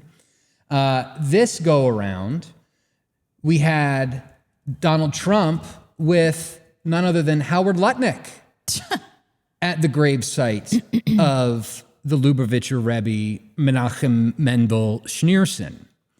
And so you can see here, they're like, being given these notes. They read the notes, then they rip it up. They throw it into the grave. They don't talk. It's very bizarre. And so one of the things that Cameron wanted me to kind of talk about, and I guess I can bring up, where is the, okay, state sync, hold on a second. Where is it? Okay, I don't have it here. I'll pull it up here. Chabad Wiki. And the show grinds to a halt as soon as I take the reins. No, it's okay. Okay, so Chabad-Lubavitch is a group, it's a Hasidic movement, right? This is a sect within Judaism. Here's a big picture of everybody at 770. These are the ones that wear the fedora hats, right? This is all of the rabbis. Good Lord. Meeting in front of 770. And so this particular sect of Judaism is the place where the tunnels were. You remember the tunnels? Who could forget? Who could forget? This was like 2 years ago. One night, all of these videos of Jews running out of the tunnels as police started bringing these stained mattresses out of the bottom of the basement. Baby chairs. All kinds of bizarre stuff. And so Chabad-Lubavitch is this sect of Judaism that was started by a guy named the Baal Shem Tov. And it was started in Russia. And it's very interesting to get into all of the different intersections. But basically, the Lubavitcher Rebbe, Menachem Mendel Schneerson, was in Russia and came to America with the help of Idaho Senator, and I forget his name. Of course I forget his name. He was the America First guy that was working with Henry Ford, of all people. I have the newspaper in my office. I should have prepared more. But the point is that this group of Judaism, they hang out in Brooklyn, Crown Heights, and essentially what they do is they create a network. They create a network by going to rich, powerful Jews that are not going to synagogue. They're not studying the Torah. They're not, wearing the hats. They're not participating in Jewish life, right? They're not like living in the ghettos with the rest of the Jewish people. But they will find these high-powered, highly placed Jewish merchants, traders, financiers, company owners. And the proposition is basically like, hey, listen, you're not being that good of a Jew, so why don't you give me your money and let me work with you, and in that way, you will then be a good Jew. So it's like tithing. And you're helping us, right? And so they've created this whole network. The Cars for Kids, you guys remember 1877 Cars? They got blown up because of this. Yeah, Vincent James actually is the one that blew it up. But that was a Chabad operation. A lot of these different operations are Chabad-Lubavitch, and they're spreading. They're spreading all throughout the world. We've actually got I do have a photograph here. This is every Chabad center in the world. And they're everywhere, absolutely everywhere. And they all get together in Brooklyn and they trade their networking tips. They trade these people like playing cards. Javier Milei, you'll remember Javier Milei, when he got elected, the very first thing that he did was take a trip to Brooklyn to the Chabad house, where he did the same thing that Donald Trump and Ivanka and Jared did. And he went to the grave of the Rebbe. To the Chabad people, going to the grave of the Rebbe is to what the Likud people are like going to kiss the wall, right? So the Chabad people think that Brooklyn is more sacred than Jerusalem. Seriously. She's like over here. Look at her. She's rolling her eyes at me. I'm for heaven's sake. I'm dead serious. No, I don't doubt They you. think this. And what's crazy about the Epstein documents is that Chabad visited Epstein. And not only did they visit Epstein, they were emailing back and forth with him. You know, here, dear Mr. Jeffrey Epstein, my family and I live on the island for 8.5 years. We run, this is the St. James Island. We've lived on the island This for the is St. James Island? Yeah. Or sorry, St. Thomas. We've lived on the island for the last 8.5 years. We run the local Chabad house as well as the Jewish Welcome Center in downtown. We've grown tremendously over the years and have touched tens of thousands of Jews visiting the island. We have an ongoing relationship and service with the majority of local Jews on the island as well. We're now embarking on a building campaign.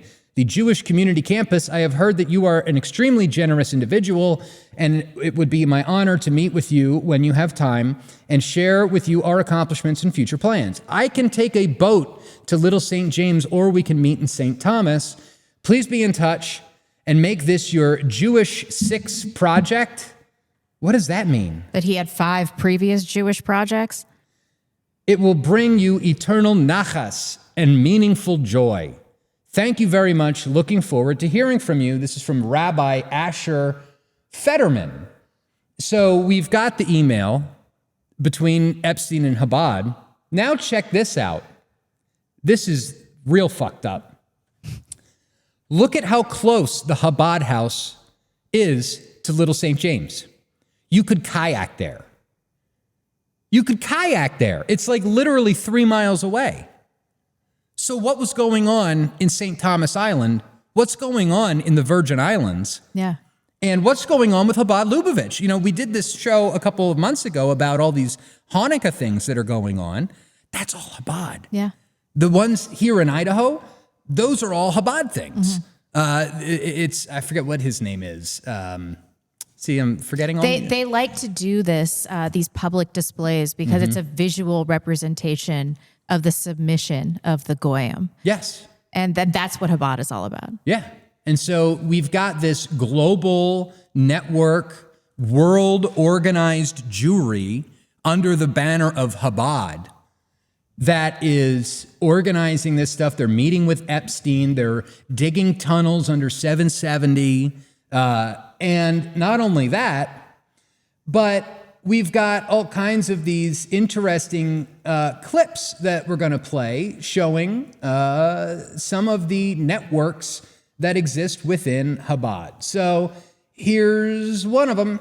So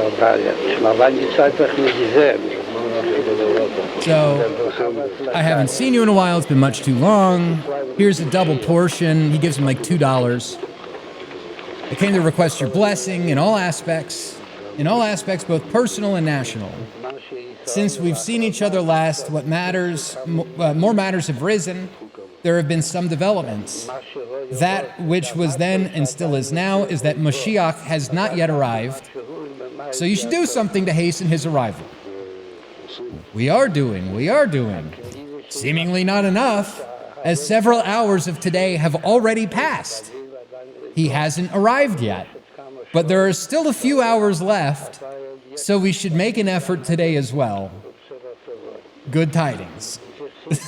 Like, are you serious? You know that the Hasidim place an emphasis that everything should be done out of joy. Good tidings, much success. So you've got here Benjamin Netanyahu meeting with this guy, Menachem Mendel Schneerson. I guess I should probably bring up a little bit about him. Menachem. Good luck. Mendel Schneer. You're a better speller than Jeffrey Epstein. Yeah. So this is Menachem Mendel Schneerson. For those of you who don't know, the Jews in Chabad believed he was the Messiah. And dude, the rabbit hole on this goes so deep.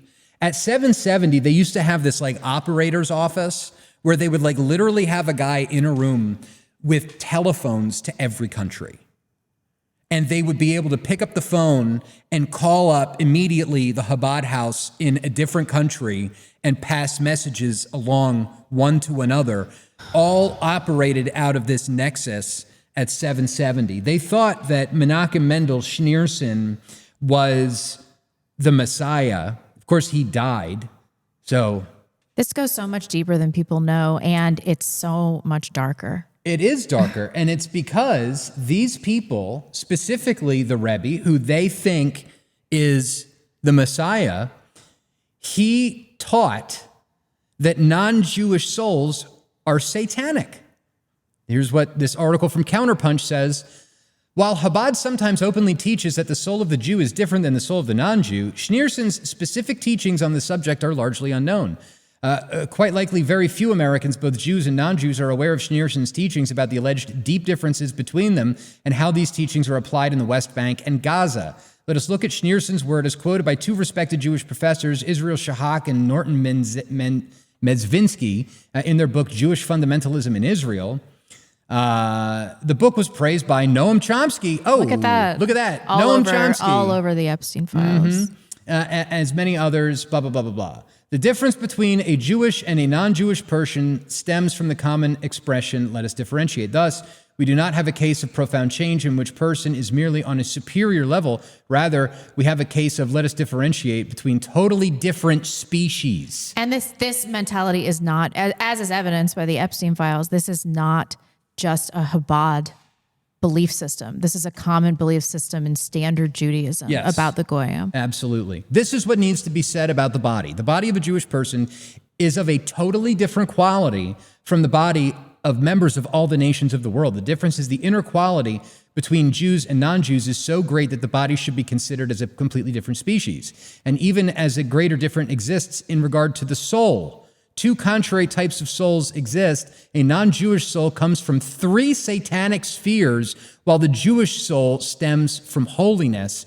As has been explained, an embryo is called a human being because it has both the body and the soul. Thus, the difference between a Jewish and a non-Jewish embryo can be understood. The general difference between Jews and non-Jews is a Jew was not created as a means for some other purpose. He himself is the purpose, since the substance of all divine emanations was created only to serve the Jews.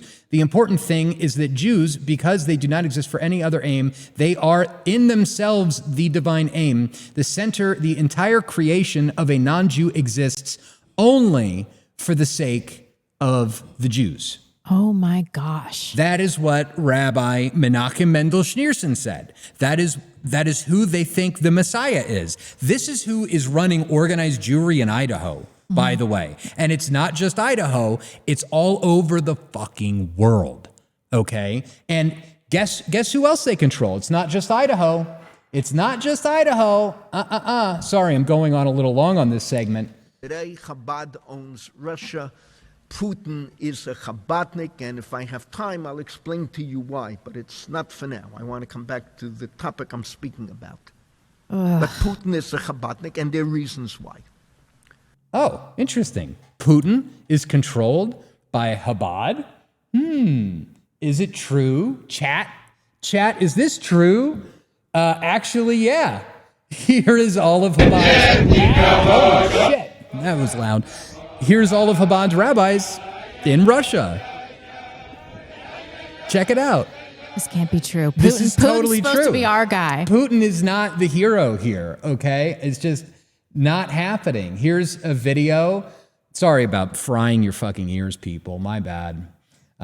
Here is a video of Putin meeting with the rabbis. And once again, you can differentiate what type of Jew you're dealing with based on the hat. The fedora hats are the Chabad people. So anyway, so you've got the meeting with Putin. Here is a quick video of an ex-Chabad member talking about all of this stuff so that it's not just the bigoted, racist, anti-Semite Dave Riley explaining all of this. Here it is from their own mouth. It's exactly what I'm talking about. That's the lack of tolerance. That's the lack of diversity.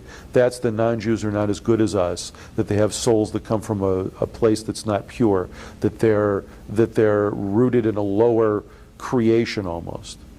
I mean, you know, if you were going to look at the old evolution, except that you wouldn't view it as evolution because they don't believe in evolution. But if you were ranking, you know, human beings and a creation, right? So you would have Jews, this is them. Jews are on top. right? Then you've got non-Jews, then you have the great apes, then you have, right? And it goes down like this to rocks, right? So that's basically what it is. You can think of it another way is what I was saying is that famous drawing of whatever, the thing crawling out of the water, morphing into whatever, morphing into the ape, morphing into the prehistoric man, morphing into the human being, right? So it's the same thing, except there's an extra layer added in, and that's non-Jews, right before the Jews, right? But you were part of Chabad. At one point in time, you believed this stuff? Believed it? Well, yes and no. You can believe these things and not believe them at the same time. What the fuck is he saying? You could believe these things and not believe them at the same time. It's Jewish mental gymnastics. So anyway, what we're talking about here is Jewish supremacy. Okay, that's what this boils down to. And Chabad-Lubavitch is just one sect of Judaism that has been extremely successful at its networking, at its co-option of governments, it's financial the most institutions. powerful sect of Judaism. Howard Lutnick is in Chabad. Jared Kushner is in Chabad. The people in Russia, and by the way, in Russia, there's this video clip. I couldn't find it, but there's a video clip where they're talking about we don't need an ADL. In Russia, we don't need a World Zionist Congress. We don't need the AJC. We have Chabad. It does all of it for us. And so when you see in the media these kind of limited hangouts where you've got Jews that are in control, like, for example, the FBI recently, right? You saw how the FBI started attacking the Anti-Defamation League. That's because they're done with the ADL. The ADL that's out. That was yesterday. Today, it's Chabad. That's where this is all going. And I'm sure Trump knows this. Trump's a part of it. Yeah, I played you the course, video yeah. of him sitting at the Rebbe's grave. I'm sure that he knows the depths of the subversion within the Chabad community. He thinks it's a good thing. I mean, you remember these clips of Donald Trump saying, AIPAC used to control Congress. Now, look, Ilhan Omar, she's saying these bad things. That would never have happened before. They would have never been able to say these bad things. They used to control Congress, and now they don't, and it's very sad. You remember that clip? Yeah. I don't know if it's a matter of him being oblivious, but he's in on it. Trump is in on it. And what is his financial priority right now? Did you see the omnibus spending bill? Do we have the? Yeah, do we have a link? 19. Take a look. Take a look at this. The omnibus spending bill, Thomas Massey on it as always. $3.3 billion to Israel. If you scroll down, keep going to his next tweet, and an extra $500 million for Israel. So that puts us at $3.8 billion to Israel. This is in the midst of Gaza. This is in the midst of the United States. Yeah, this isn't, no. Gaza's over, right? That's done. We've got the Board of Peace now. This is in the midst of gold and silver going parabolic and the United States economy about to blow up. The government is shutting down. People can't afford their health care. They can't afford a home. They can't afford basic necessities. But the Jews, they're still going to get their money. $4 billion. $4 billion. And how much of that is going to get laundered back through AIPAC and is going to be used to buy off our politicians again? And it's just unbelievable. Cameron's right. The whole thing has to burn. I don't know what to say. Cameron's going to say, I just have 3 things to say about this. More than 3. I don't. I think Dave nailed it.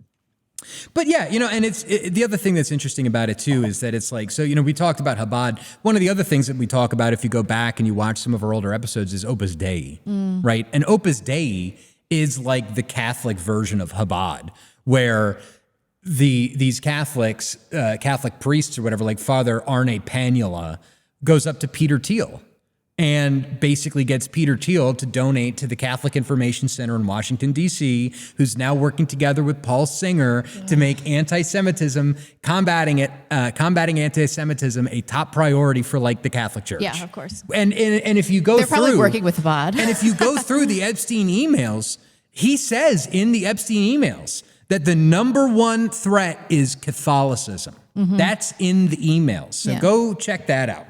I'm just saying. You're going to have a perfect transition to Atlas, aren't you? I am. Oh, shit. No.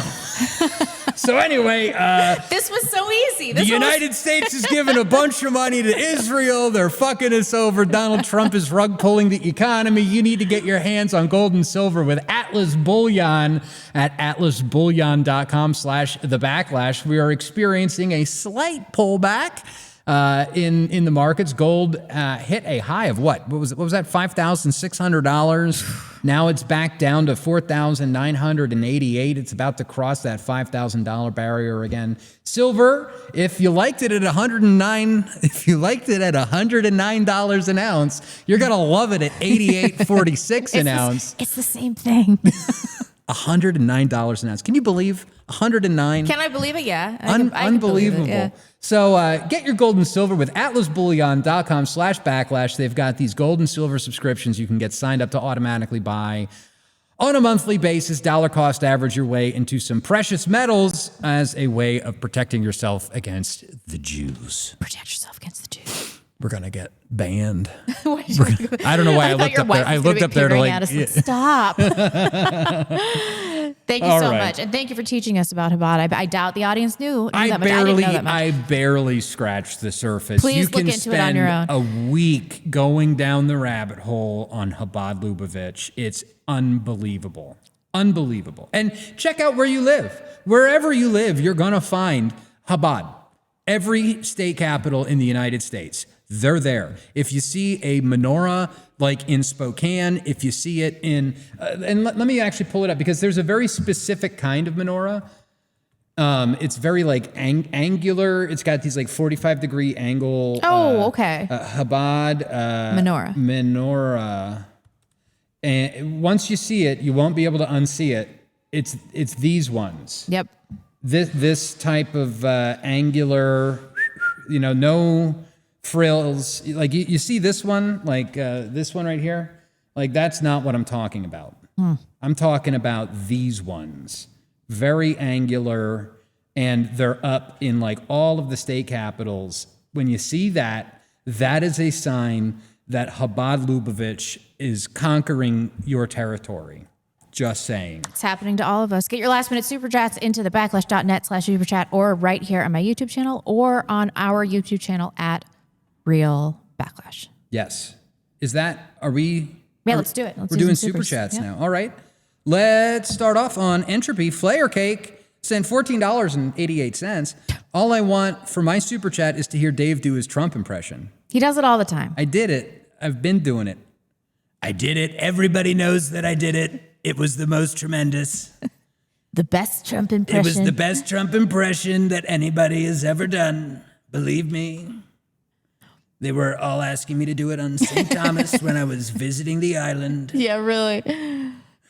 Adelson. Oh, geez. Dershowitz. Okay, well, I guess we're going to wind up having like a fourth topic tonight, aren't we? What? Lauren Southern sent $50. Thank you for the big super chat. I'm so proud of Sarah Stock. It took me a couple of years to wreck my marriage and get rid of my better half Asian fed. Oh, God. I want to be dragged into this. Bro. There's a reason we didn't cover this, guys. Yeah. It's slop content. Nick had the right take on it. I know I'm pissing everyone off by bringing that up, but it's true. What these people did in their private lives, as fucked up as it may be, is their private shit. We're in the middle of a eighth front war, and we want to argue with one another about all of this bullshit, interpersonal stuff, private marriage details. Really? I mean, yeah, on the one hand, I get it. I get the intrigue and all of that. But at the same time, like Elijah Schaffer was one of the first people to put his nuts on the line. Pause.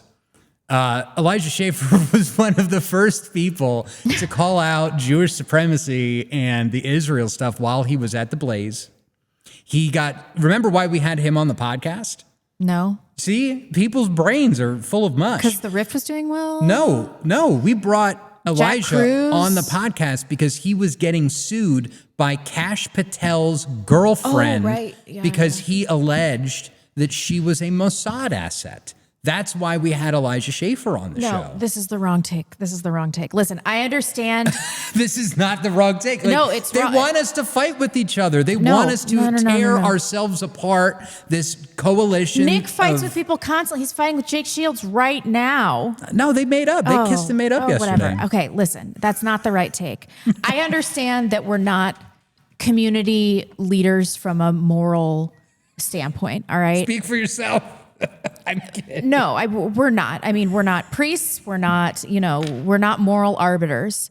But once you get into the public sphere, it is incumbent on you to not be a degenerate. It just is. Especially if you're married and you have kids. Like, you just can't be doing stuff. You can't be doing stuff like this. You can't do it. Yeah. I feel really bad for Sarah's husband, who should probably get an annulment. I don't know. I mean, I didn't want to get into this. Yeah, I didn't really either. But I mean, Lauren Southern super chatted $50. So I mean, we got to give her $50 worth of content. Listen, here's another thing. Here's another thing about all this stuff, and it's we're not going weird. to talk about it. Here's another thing. We're not going to talk about it, but I got 3 things to Here's say. another thing, and we've been talking about it behind the scenes. Like, how long have we known each other? 10 years. Almost, yeah. And IRL. Here's the thing. I am who I am on the timeline and like in my real life. Yeah. There's something that happened. Like, I remember, I used to work at Guitar Center in Boston, right? And, I'm going to school at Berkeley. I'm working at Guitar Center in Boston. And I remember one time I tweeted about how much I did not want to go to work at Guitar Center. And I got called into the manager's office and had a talking to, you're not allowed to tweet shit like this. Fair. That's totally fair. Well, but at the same time, then it's like all of a sudden you have to disintegrate your life in a way where you have your work personality and then you have your online personality. No, your boss was 100% You right. have your job. I disagree. Okay. I have been an advocate of radical integration to the point that if a priest drops in at my house, I am not going to be engaged in some sort of activity. Attitude. That's the right I'm going to attitude. be dressed appropriately. Yeah. My wife will be dressed appropriately. If I'm driving by the church, no matter what I'm doing, I'd be able to pop out of my car and go to church like that. Right. As opposed to these people that show up to church, they put on their face, they put on their fancy clothes, they walk in like they walk on water, and their life is a lie. Listen, that is an important point, though. There needs to be radical integration of who you are and who you present yourself as online. Don't get fired from your job. I understand that, but at a certain point, you can find that you have different friend circles. One friend circle that's cool with your white identity and anti-Semitism, and then another friend group that, if they heard me talking like that, we wouldn't be friends anymore. But what I'm I saying can't is do that. Fuck that. You can't do Abolish that. You're that. right. Be you. Be radically Right. you, no matter where you are, and own the shit that you say, and you'll never be blackmailed. Right. That's the thing. We want to be in position. This is why they didn't let gays in the military. You want to be in a position where you can't be blackmailed. And I'm not saying nobody has a right to privacy. I hear a lot of people saying well, if there was nothing to hide, then why would you be worried? People have a right to have secrets. They have a right to have privacy in their lives, but they don't have the right to present themselves as an entirely different person than they are. And if that comes to light, which it always does, then, there are consequences for that. And I'm leaving the morality of the situation totally out of it. But there does need to be, I like this term, radical integration. If you're a media personality or whatever gay thing I want to call us, you have to be who you are. Take seller. If you're going to be a take seller, yeah. Just be who you are. Pray for them. Pray for Sarah. Pray for Elijah. Pray for their families. It's a very sad situation. Hank sent $25. Saw you live. I listened at work. You live. But dropped into support.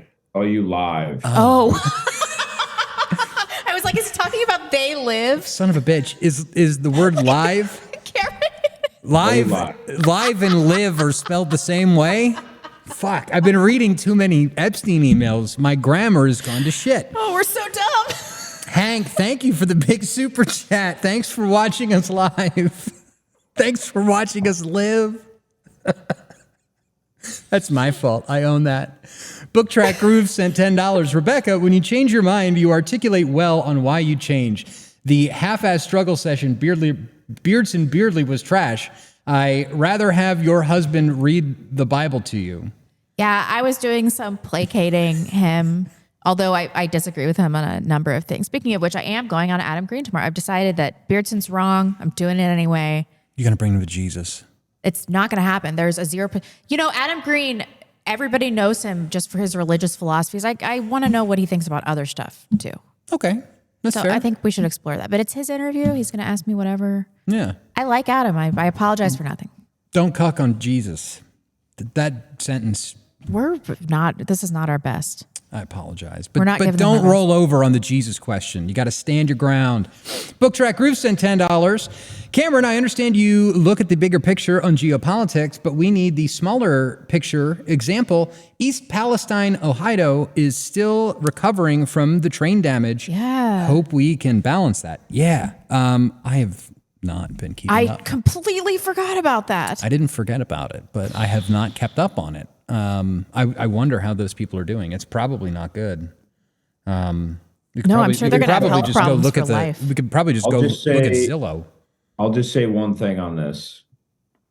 There is something great, dynamic, indispensable about the Western spirit. And that Western spirit is a belief in agency, that you can affect the world, that you can sort of grab the bull by the horns, as they say, and you can shake things up. And there's nobility in that. And I emphasize the importance of agency all the time. However, there are bigger forces in the world, and you have to recognize what those forces are. And sometimes the problem is the solution, and you have to let the process unfold. We are riding the wave right now. Control is an illusion, and wanting to charge into the fray or go to the street corner and scream at the top of your lungs, that's not productive. It's not going to help you. Things are actually working in our favor across the board. And if you've taken nothing else from what I've said this evening, this Epstein dump is profoundly important. It's revealing. And yes, it may be sort of passively interesting to Rebecca and Dave and others in our spheres, because we've seen this stuff for a long time. Look, this is reaching the surface. This is beginning to resonate with a lot of people who have absolutely no idea what's going on. And there's a lot of those folks. And they're beginning to sense that there's something really wrong in government and the banks and in cities across this country. And a lot of these folks know more than you think, but they got bills to pay. They've got jobs to do. They've got families to raise. They don't have time to go on Twitter and follow the trends. So let the process work. And I'll give you a principle. It comes from the East. It comes from the Chinese. It's called Wu Wei. It means effortless effort. Effortless effort. And specifically, it's kind of a flow. There's a flow to life. You get into a routine. You take action. All right. It's not about disempowerment or sitting back and doing nothing, but you let things sort of flow. You let the process unfold. And that's what we have to do right now. And it's working in our favor because these people, they're evil. And evil is more than anything else. What is it? It's self-destructive. We said it a moment ago. At the heart of this financial crisis are people like Jeffrey Epstein. They are self-destructive. Let them destroy themselves and survive by applying this principle of Wu Wei, effortless effort. That is the way. It's hard to do that. Wu Wei as opposed to woo woo. Yeah, no woo woo. No woo woo on the backlash. Wu Wei.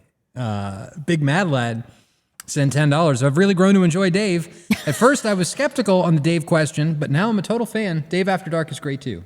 Thank you. The Dave question? The Dave question. The DQ. Yeah. Dairy Queen. Yeah. No. Dave After Dark, a.k.a. Dad. I'm hoping that we're going to get another Dave After Dark this week. I need to film it. It's going to have to be pre-done.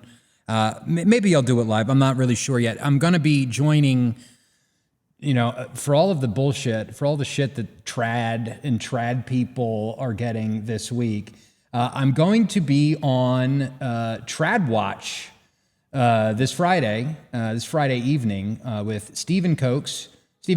Sorry, I keep saying Cox because I don't want to say Cox. Stephen Cox. We will be discussing. There's been like a tectonic earthquake in the Catholic Church this week. The traditionalist group has announced that they're going to be consecrating bishops, so we're going to be talking about that. I was planning on doing a Dave After Dark about that. I'll let you know what time that is, but that'll be on Friday, and that's when I was planning on doing. Anyway, long story. What else? There was something else that I just the next thought of. super chat was the thing. Probably. Book Track Grooves sent $10. 1 Timothy 4:1-5, verse 3 is key. Who forbid marriage and require abstinence from foods that God created to be received with thanksgiving by those who believe and know the truth. Thank you, Book Track Grooves. Absolutely. Robert sent $25. Trump just had another bad interview on NBC. I know, shocking. He said, quote, "I don't want to go and force ourselves into a city, even if the numbers are terrible," announcing defeat along with Tom Homan. He went from rapists to great people in 10 years. What the fuck? Yeah, he's not a man of principle. Taco, Trump always chickens out. Yep.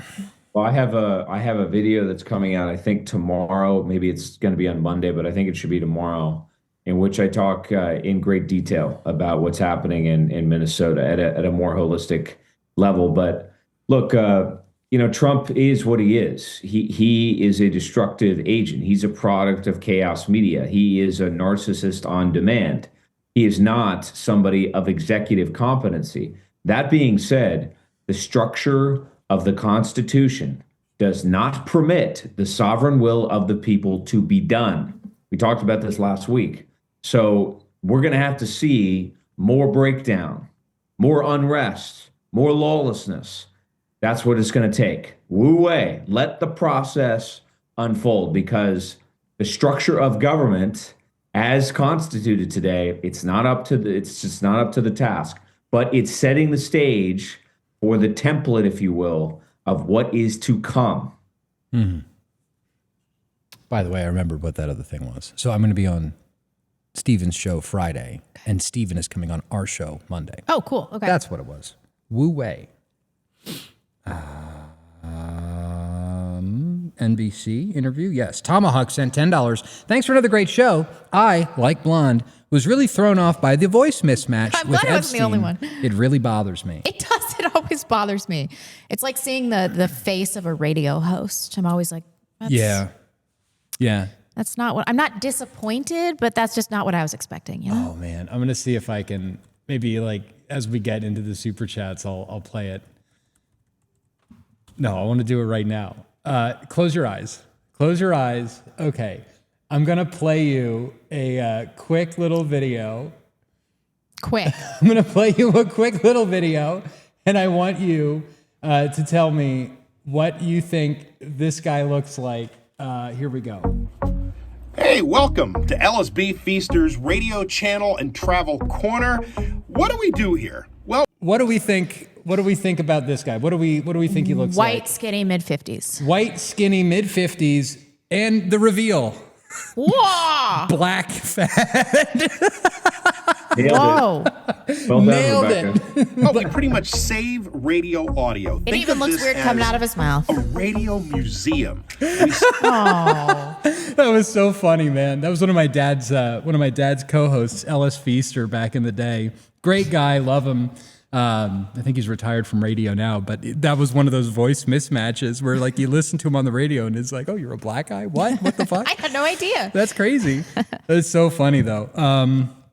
All right, enough of the voice mismatching. Reinhardt sent $10. Let's stop acting as if ideological purges are unimportant.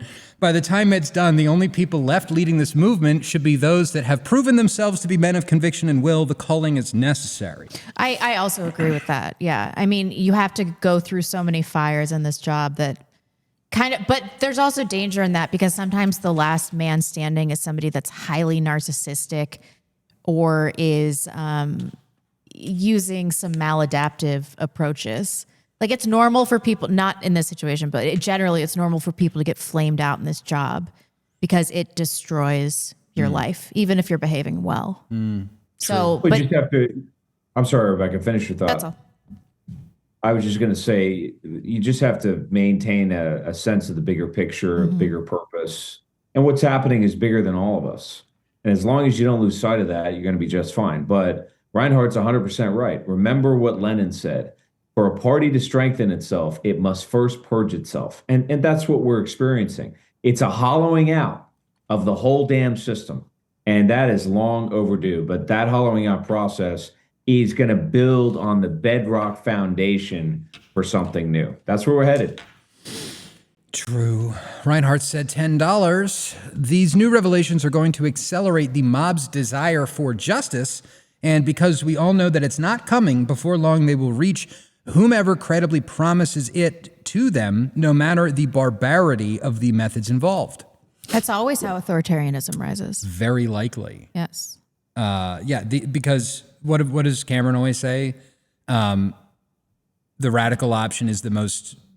What is it that you? The only option that remains is the extreme option. Right, because the intermediate options of like, I don't know, self-policing and like getting rid of this shit along the way, none of that happened. Right. So yeah. But remember what you said, and you're right. That process is going to unfold, but it doesn't mean that we need to lean into the fray of that counter extremism. That extremism is going to burn itself out too. So the key is to survive and focus on the bigger picture and remember that you're part of something bigger, because people succumb to animal spirits. If there's one thing that you take away from what I say, it's that ultimately people are not controllable. And, you know, it's amazing. You have all these people that go on Twitter and they just obsess with folks like Whitney Webb, who tell them that there are these interconnected networks that control everything. Well, we've gone through pretty systematically tonight, or forensically, and I think we've revealed that that is really not the case, that actually it's a bunch of very corrupt and evil people that are inherently self-destructive that are running the world. That's really what's going on. It's not some kind of surgical Bond villain that is perfectly in control and has perfect insight. That's not the case, right? It is much more the case that it's evil, and evil is self-destructive, and eventually it turns on itself. But we've got to avoid getting trampled on when that counter thrust comes, and it's coming. Yep. Local priest Love Me Longtime sent $10. A large reason why racial consciousness is so slow catching on is because Christcucks cannot decide where the right's priorities should lie. Are we a pro-European Ubermensch revolution, or are we a groveling universalist doormat bowel movement? Bro, you're not serious. That will sort itself out. Yeah, that will sort itself out in time. Reinhardt sent $50. Thank you, buddy. I am more optimistic every day that people are going to soon start asking for this person outside a voting booth. Our job is to make sure that we shout that person's name loudly enough that when the people cross that Rubicon, they know who to turn to. That's true. And that is going to be central to having leadership in the movement. We're positioning somebody for the opportunity in future. That's also something I emphasize with Rebecca and Dave all the time. Under promise, over deliver. This is a lesson the president has never learned. He does the opposite. And you can get away with that for a while until you can't. And I don't want to be there on the day that you can't. It's going to get ugly. Yeah. Well, that's where we are now. I mean, you know, we talked about it earlier, the Epstein phase 1, and, you know, libs of TikTok and Pam Bondier holding up these folders. And that's it. That's done. It's all a hoax. And then now here, it's all spilling out. Goyim this, Goyim that, abundance of Goyim, blah, blah, blah. Unbelievable. Glam Drink sent $20. Tomorrow's my 25th anniversary of being married to an incredible white woman. who gave me 2 awesome boys. Also, I bought another 8,000 of silver and put your names in Kenzie's ear. Love you guys. Thank you so much. Congratulations. That's wonderful to hear. Let's go. That's awesome. Good job. Yeah, we had a Twitter space, did we not, Dave, with Kenzie last week? Yeah, last Friday. Was that just last Friday? It was. Oh my goodness. Yeah, and Kenzie and I chopped it up on the macro side. So yeah, if you guys are interested, you should join those spaces and get some meat. Yes. On the bone of what's happening in the world. We had a pretty good discussion, I thought. I think so too. And that was on Twitter, and there's a recording of it. So if you scroll back on our timeline, you can go listen to it. It was like an hour and a half. Zig Heil.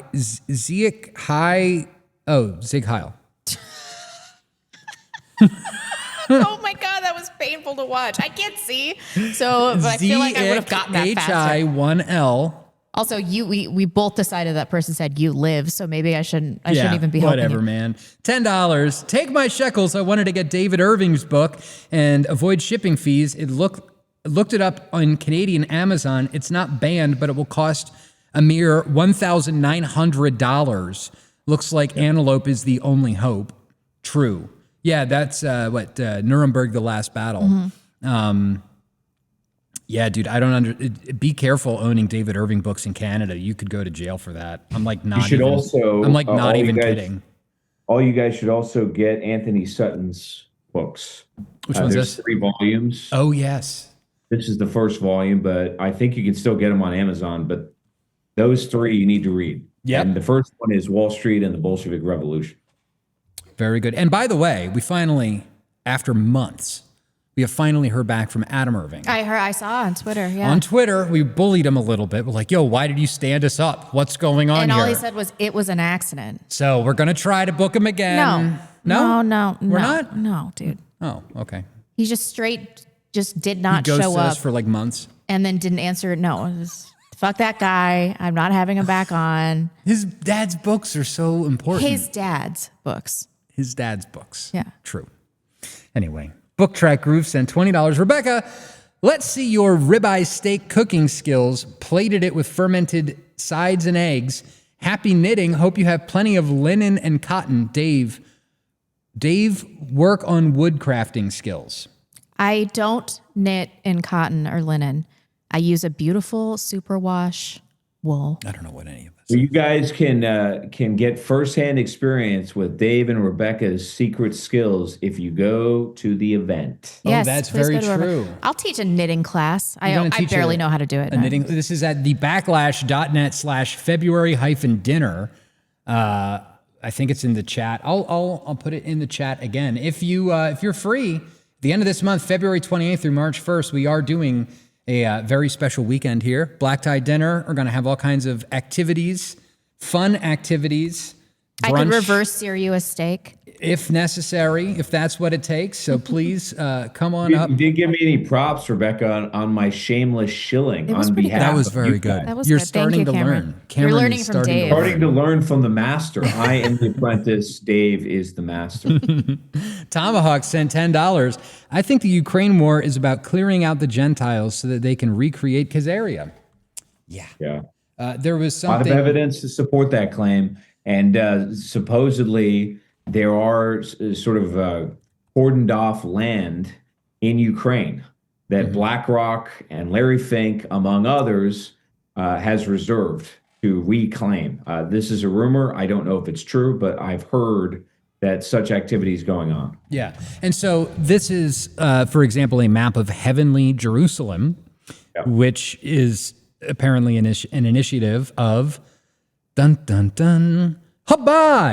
Chabad, Jewish Chabad, 1994 plan to, quote, liquidate Slavs and Russo-Ukrainians in a war.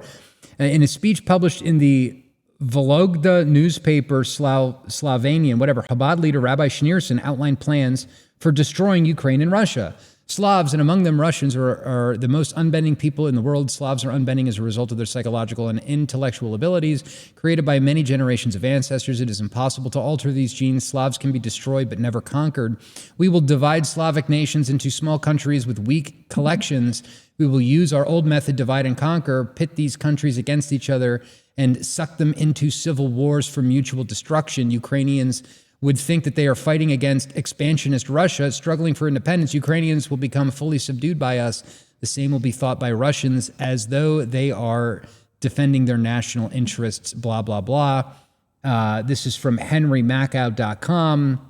Apparently, the whole Russia-Ukraine war is just another Chabad thing. Don't fucking shoot me. Well, what does that sound like? That sounds like Israel's operations across the Middle East to do exactly the same thing. And might add the United States to that, which is descending into tribalism across this country because of decades and decades of unchecked mass immigration, funded, financed, and encouraged by who?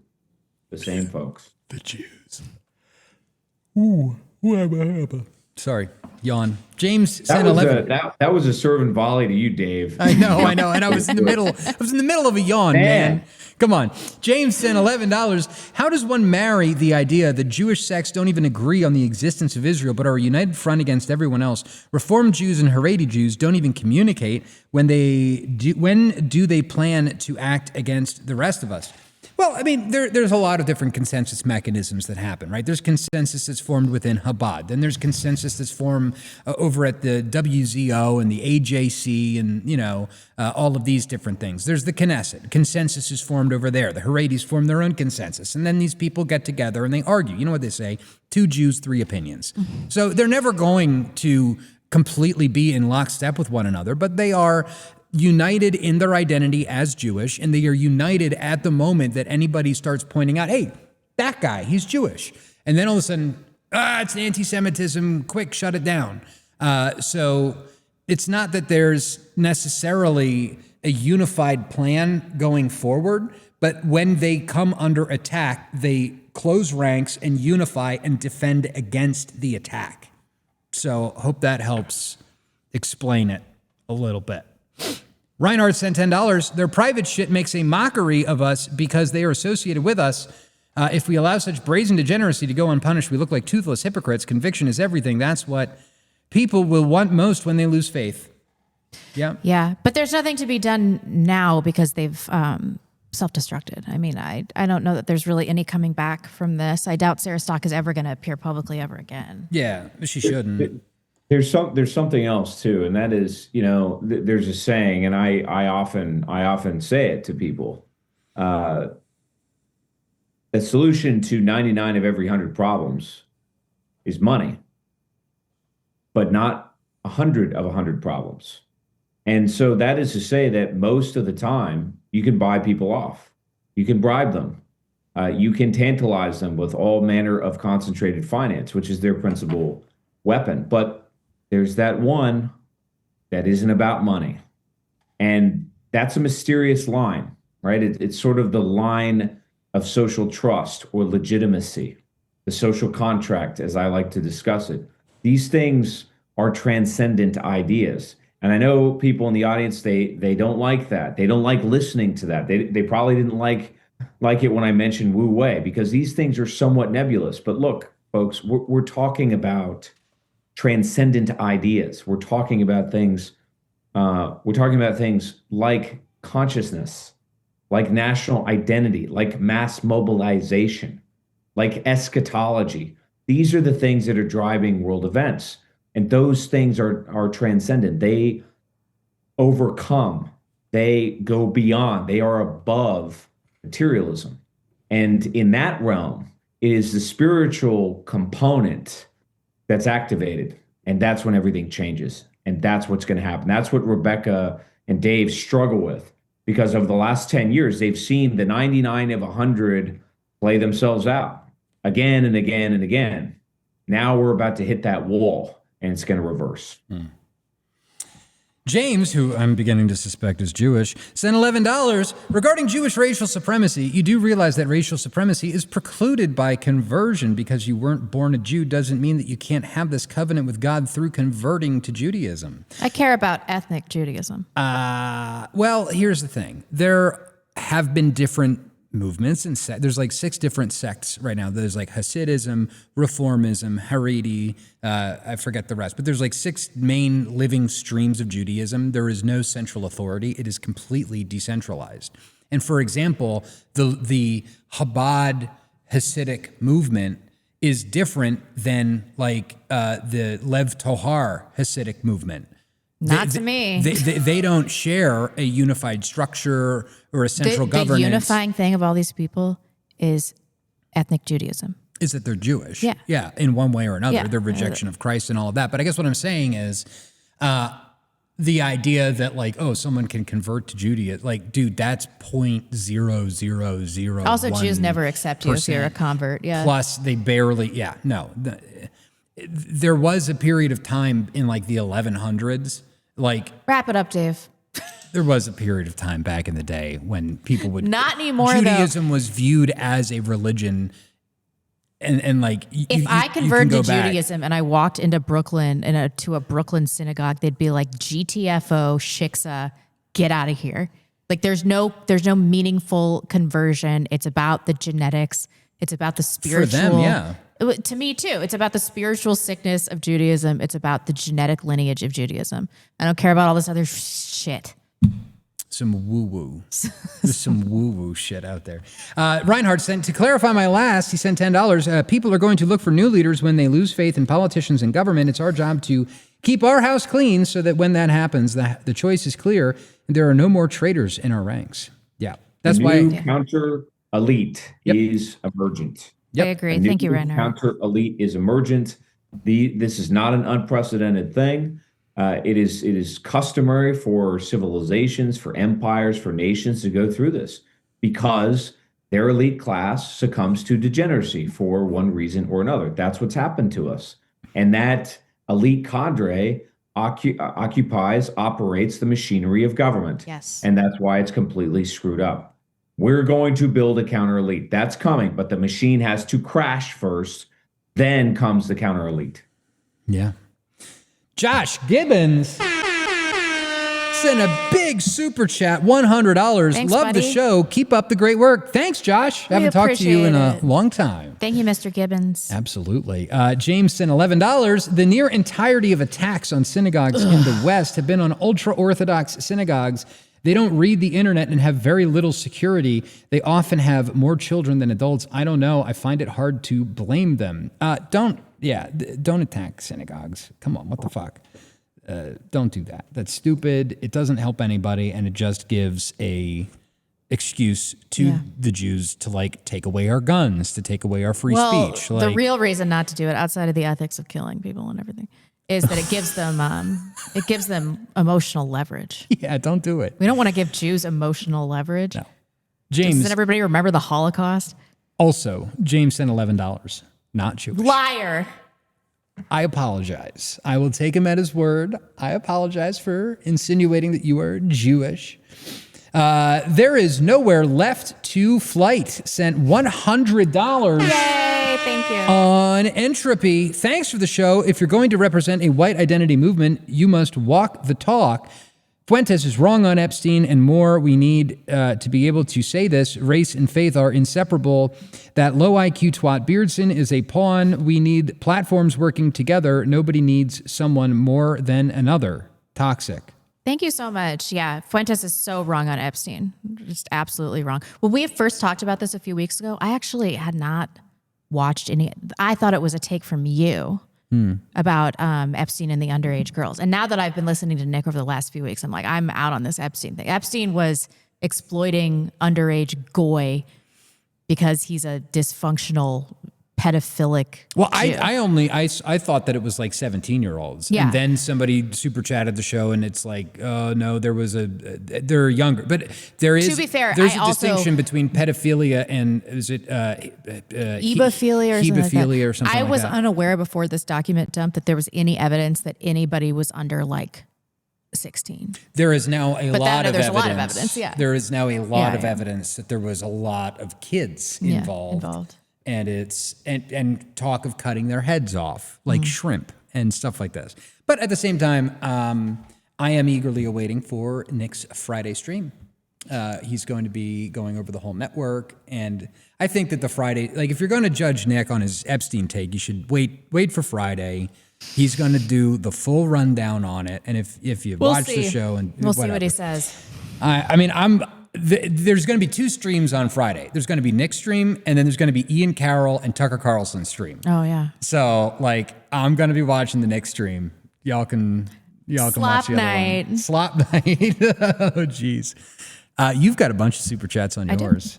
Let's see what I got. Make sure that I didn't miss any on. What's the date? February 4th. Isaac, just general support. Take care and God bless. God bless you too.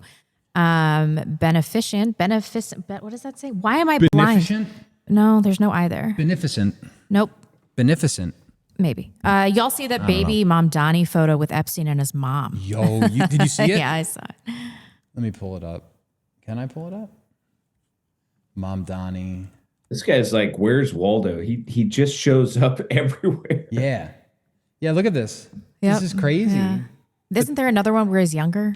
Is this real? Chat, is that real? Come on. This can't be Is that real. looks like Bezos? AI. That can't be real. Bezos, Gates. Bill Gates? No, that can't be real. This no way. cannot. Hey, Dave, you're in there too in the back. I know. Yeah, I there he know. is. He's like, ooh. I planned Charlottesville. Dave's in the back there. I'm like the Forrest Gump of the alt-right. That's the one I was thinking of. The This baby. does not look real. It looks. Bill Clinton is not. There's no way he's in that. It photo. looks like there's something going on in the here, back. Yeah. Right? I don't Why know. is that foggy and this is not foggy? That looks fake. What about That's this the one I saw. No, that's the other fake. one. That's not real. Now that's definitely real. That one, totally Bro. real.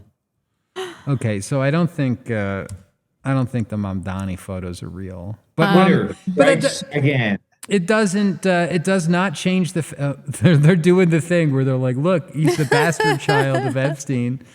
Mamdani is like MI5. He's like MI6. He's like Yeah. a weird CIA agent anyway. David last name says trad larper's gonna trad larp, e-girl's gonna e-girl. It'll be what it is, and it do what it do, and it really do be like that. That was a point that I wanted to make before we close out. I don't know if you have any more, but this concept of traditionalism in the way that women are presenting themselves online, it doesn't actually exist, right? No. The trad larping thing, I've always hated it, and I say I'm not trad, I'm tard all the time. I am tarred. Because they just present like a 50s aesthetic of traditional life. But when you look historically at trad life, it was like a babushka wearing a muumuu with 12 kids, and she's got a, her uterus is hanging out of her vagina. Like this is they're working hard there. It's not what is being presented online. And it doesn't exist in the modern era. That was pretty graphic. Yeah. Hey, the prolapsed uterus is a known I did not consequence know of I having did not many need children. to know that was a thing. You had to go there, Rebecca. You just had to go there. I'm really into talking about childbirth. Okay. Jeez. I mean, like, I don't know, like For David Chabad, for Rebecca, it's the uterus. It is. Got it. Yeah. I'll talk uterus all day long. yeah, I mean, I don't know, like of all these people that are like in the media, like, Harrison Smith, like he's trad. Is he? I don't know. Well, yeah, I mean, like go like look at his profile pictures and what he posts. Like it's like him, his kids, they're like sword fighting in the backyard. You know what I mean? Like he's a good guy. I don't know. I'm a good guy. I've got 3 kids. I go to mass like 3 times a week. I'm constantly at church, but at the same time, like I'm not going around pretending like I don't swear like a sailor. I'm not wearing like a 3-piece Peaky Blinders suit pretending that I'm like some 50s drag. Like, yeah, no, I'm a lapsed Catholic. I'm a trad. I got married at as 30. I only have 2 kids. And this is the whole thing. Like trad tradition, it's about passing on the faith from one generation to the next. It's not about like having a 50s house aesthetic. It's not about the sourdough bread. It's about the faith. It's about like the actual doing of the religion and passing down Your wife is trad. your family stuff. Yeah, I mean, she's trad, but like, there's a lot of ways that she's not trad. There are a lot of ways she's trad. I mean, she works. She's always dressed modestly. She cooks every single meal. She's a jack of all trades. I made lunch today. Was it eggs? Annie's macaroni and cheese. I'm good over here. All right, well, I'm good over here. I think we're good. Yeah, just be careful who you follow, and don't even put your faith in us. Don't put your faith in internet people. Put your faith in God, and work. Put in the work in your own life, in the real world, not on Twitter, not online. Yeah. In the real fucking world. That's where things matter. That's where the rubber meets the road. You know? Yeah, so what are you doing watching this podcast? Get off the podcast. Go pray for us, please. On that note, please come to our IRL event in late February. We're really looking forward to selling those last tickets, to meeting you guys. It's going to be a great time. Check us out. That is the backlash.net/February -dinner. Buy the remaining tickets. And on Monday, we're coming in with Mr. Cox. Stephen Cox. Mr. Stephen We will Cox. be going over the state of the Catholic Church, what's going on, for those of you that are interested in that. Thank you so much. And we will see you on Monday. Bye-bye.